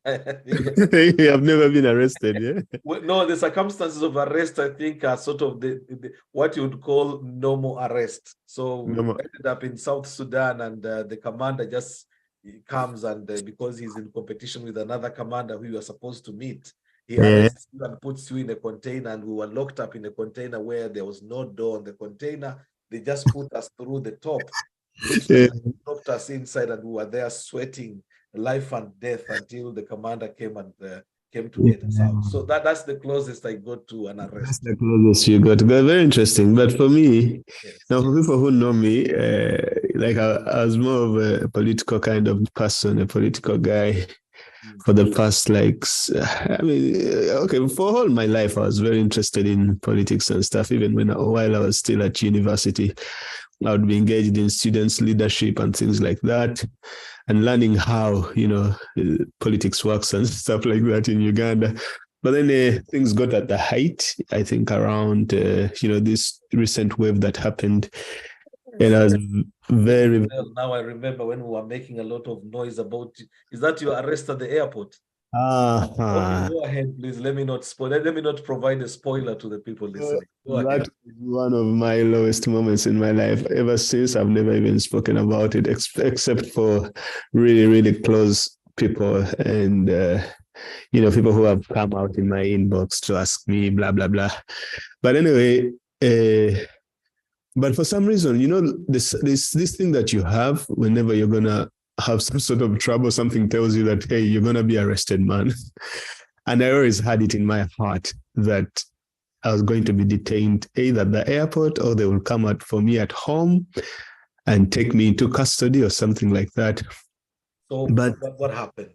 So what happened was I hadn't seen my family in 4 years. I had lost my dad in 2017. Then I got engaged fully, talking about politics. Then I was scared to go home. COVID hit. I hadn't seen my mom in a long time. I missed home, so I wanted to go home. So I decided that, you come what may, I have to go. If they arrest me, they arrest me. If they want anything from me, I'm ready to, whatever comes, I'm ready to face it. So we went through Rwanda, and I thought that, maybe they're going to take me off from here. And nothing happened. I was like, okay. So then we reached Entebbe. So when we reached Entebbe, my brother was waiting for me to pick me up. And my luggage got lost, 2 suitcases. So I just had my hand luggage. So I had to go and claim it at the baggage area. And when I went to claim, had I left, the guys told me, had I left, like they would have had to come at either my home or somewhere, wherever I was living. They would have looked for me in the house, like they are looking for a rat or something. But it was a blessing that I got detained at the airport, and I'll explain later why. But so I was looking for my luggage there.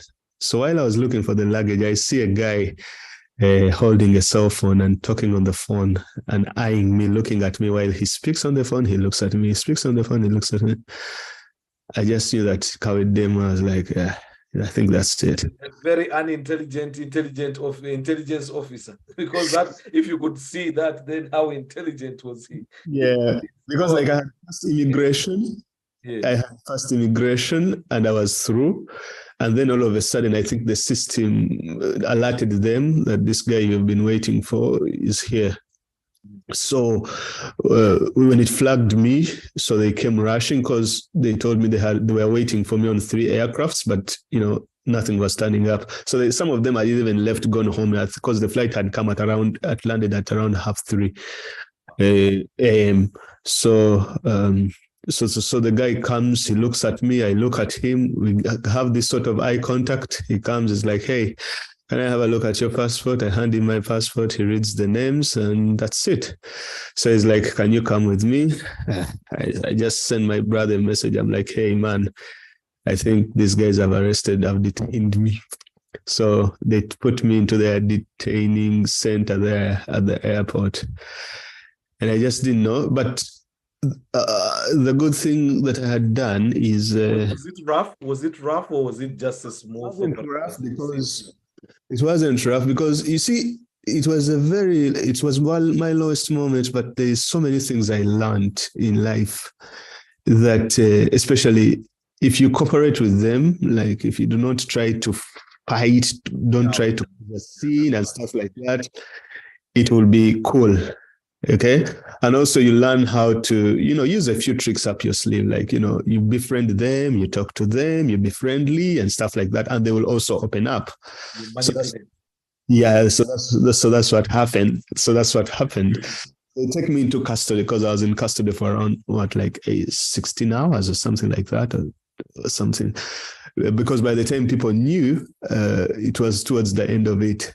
So when I was in custody, the people were asking me, man, what did you do? What have you done? What did you do? What did you do stuff? And I'm like, I didn't do anything. Like, there's nothing that I did. I'm innocent, blah, blah.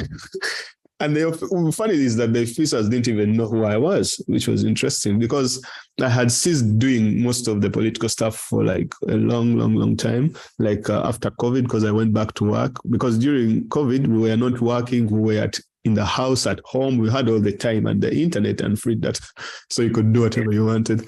So they could not figure out, the officers that stopped me, they couldn't figure out why I was intercepted. So all of a sudden, some of them told me that the screen was just showing this person has to be the person of interest. Yes, he has his blacklisted. Yes, highlighted. Yes. Now they told me 2 things because I knew 2 things because there are 2 security agencies at the airport. So you have the police and you have the SFC. So if I knew that if I was arrested by SFC, I wouldn't even have I would be away right now, arrested for 6 or whatever, 2 years. No one knows where I am. Now, if you're arrested by the police, there you can They follow procedure at least. Exactly. Yes. Now, all of a sudden, because my brother was there waiting for me, and I alerted him, I told him, do not try to inform anyone about the arrest. Just call a few people, so and so, so and so, so and so, and then we see if they can take it from there. So he made a few phone calls, because if we had decided to let people know all over social media and stuff, it would have backfired so badly earlier on. And I realized that. So I was like, you just call this person. And I also had like 3 phone numbers that I had in my pocket. I was like, if I'm caught, I will call such and such a honorable, I will call such and such a person, and I'll call such and such a person. Then we can forge a way forward. So I made those phone calls, and those people, it was one person who actually, helped a lot, and I'll come later to him as I complete the story. Long story short, anyway, I was at the airport. The good thing, I spoke to the people. I was like, please, I want to pray. Can you help me? And I get somewhere to pray.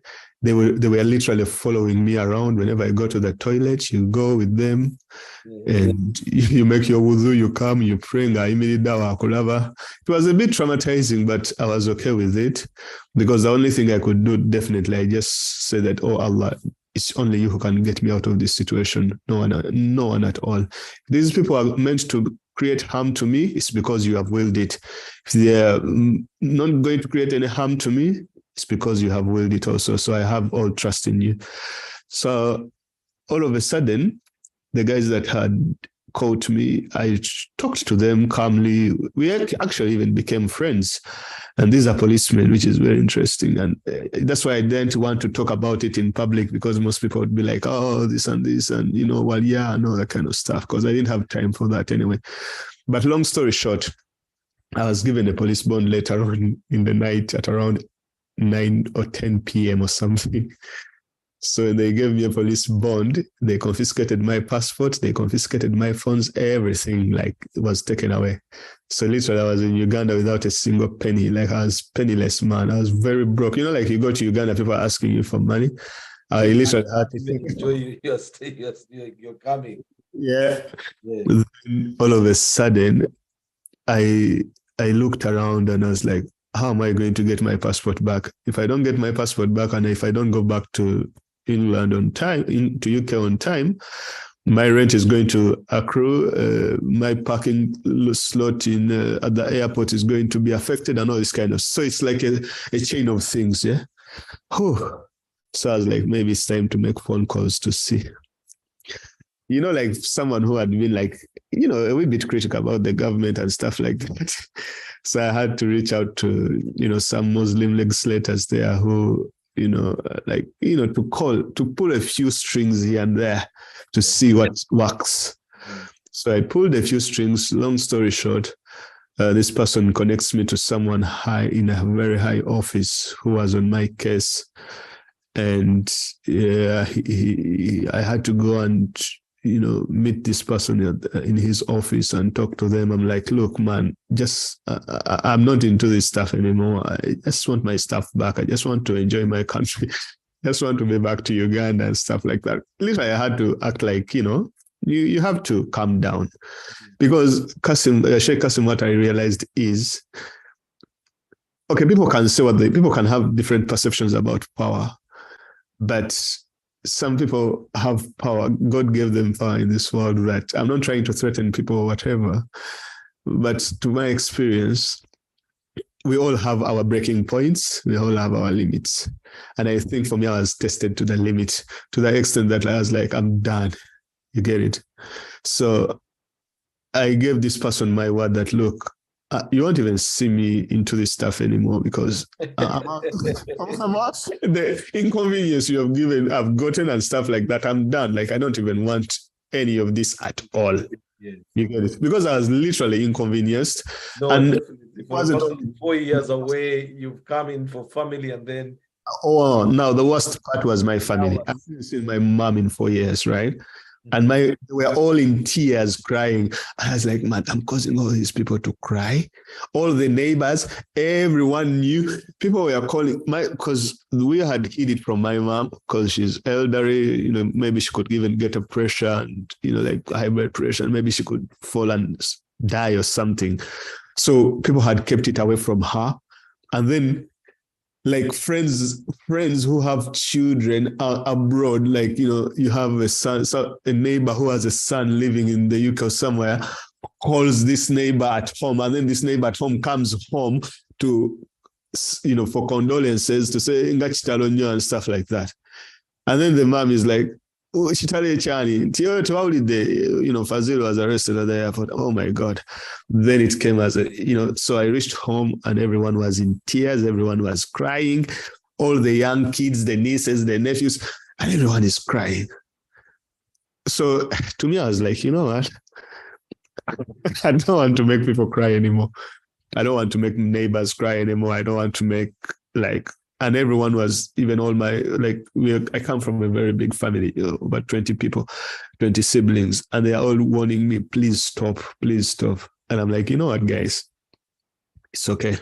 I won't do it anymore, and I won't be messing around anymore. So long story short, I go back to the big man. The big man hands me my stuff. And the first thing I did, I just went and deleted everything and closed all my accounts and stuff like that. And I was like, that was really, really, really, really hard for me. I don't know, it might be something small for some people. I know so many. It can't be small. It can't be small, not when you are at that point of inconvenience. People have disappeared, and then in that kind of situation, and you manage to make yourself out of it, and you think it is small. It can't be small by any standards, I would say. Yeah. So, but it's only Allah's mercy that I went out of it, because before I even went, for some reason, something told me in my heart, because just I was going to the embassy, because I had an Irish passport, right? So I had to inform the Irish embassy, and I wrote an email to them that I'm going to Uganda, blah, blah, blah, blah. But let me tell you, I was helpless. I know people made a lot of noise online and stuff, and even the embassy intervened and stuff. But if those guys have you, they can do whatever they want with you. Even if you have a British or Irish or US, whatever, passports and stuff, it doesn't matter. So I reach in this guy's office, he tells me, I think let's throw you in prison for 6 months and see what happens. Because they can do that. They have the power to do that. And they can just tell these people, oh no, we are still investigating. This guy, maybe he was caught with, first of all, you are Mayanja. The other one, you are Fazil, a Muslim. I mean, come on. So I was like, oh yeah, they have yes, you can, because what they can do is you can go through the due course of law, or you go to court, you do this, but there is an alternative way where you could, try to negotiate your way out. I'm honestly worried about you, Fazil, and I was one of those who made noise the moment it became public. Of course, we were trying to use as many platforms as possible. But then, alhamdulillah, by the time we had, as you said, it was almost towards the end. So how have you managed to overcome this? How have you picked up yourself to sort of move on? So what is funny is my mouth, whenever I see these things happening, my mouth is always itching. You always want to have an opinion. You always want to say something, but I just can't, because there are some people within the government that actually helped me very much. And if I betray their help, people who could be in my situation could never be helped again. They'll be like, we helped this guy, and then he went and did something stupid. So why would we help a person like you again? A person in that situation. So I've had to cope with that I think I have to cope with that. I have to hold this, because not everyone is, okay, I'm not trying to say bad stuff, but for me, my perception was changed, right? But going back to your question, how I've managed to cope, of course, engaging more on platform like this, where we can talk about things other than politics, other than all that kind of stuff, and talk about other experiences and stuff like that. And I'm always looking forward to the shows on Tuesdays and Wednesdays. And also focusing on my work, on my business and stuff like that, keeping me busy to make sure that I don't get myself back in, because it can be very addictive, So for people who feel like I betrayed them or stuff like that, because most people, even when I went, like you're looking at backlash on two sides. If you decide to say there are some people who are good within, people who really helped me that are within the state, people will say that, oh, you are this and this and this, you have betrayed us, blah, blah, blah, blah. And then on the other hand, if you try to go back to what you were doing initially, the people who helped you within the state, you will have betrayed them. So the best decision personally I took was like, let me just stay away from this stuff. It's not worth it. I think, we've kept people so long, but I'm sure your story now is grabbing people. We'll have to definitely, conclude at this particular moment. But I think one of the takeaways, and thank you very much for sharing this, the fact that you had not even publicly spoken about this, but you've come to the program and opened up. It's these kinds of conversations that I was mentioning, that sometimes you come in and you feel like you want to hold back. You didn't think that you could say anything. Before you know it, someone touches on something and it clicks something. You saw how Hajat Mariam came in and, took us into a conversation that probably not many people might have known about it. It's these little things that come in. But also importantly, there are compromises that you have to make in life. When we are going through my journalism training for all the years that I've worked, they will tell you about situations. And once you get, the theory is one thing, the practice is another thing. Once you find yourself into a particular situation, you would have to deal with it in those circumstances as the situation, demands. You do not compromise yourself to an extent where you feel so unproud of yourself later, but you can never throw yourself in harm's way when you can avoid it. So your life is much more important. You can repair your character and your characterization, but only when you are alive. If you are gone, you are unable to repair that. You can't bring it back.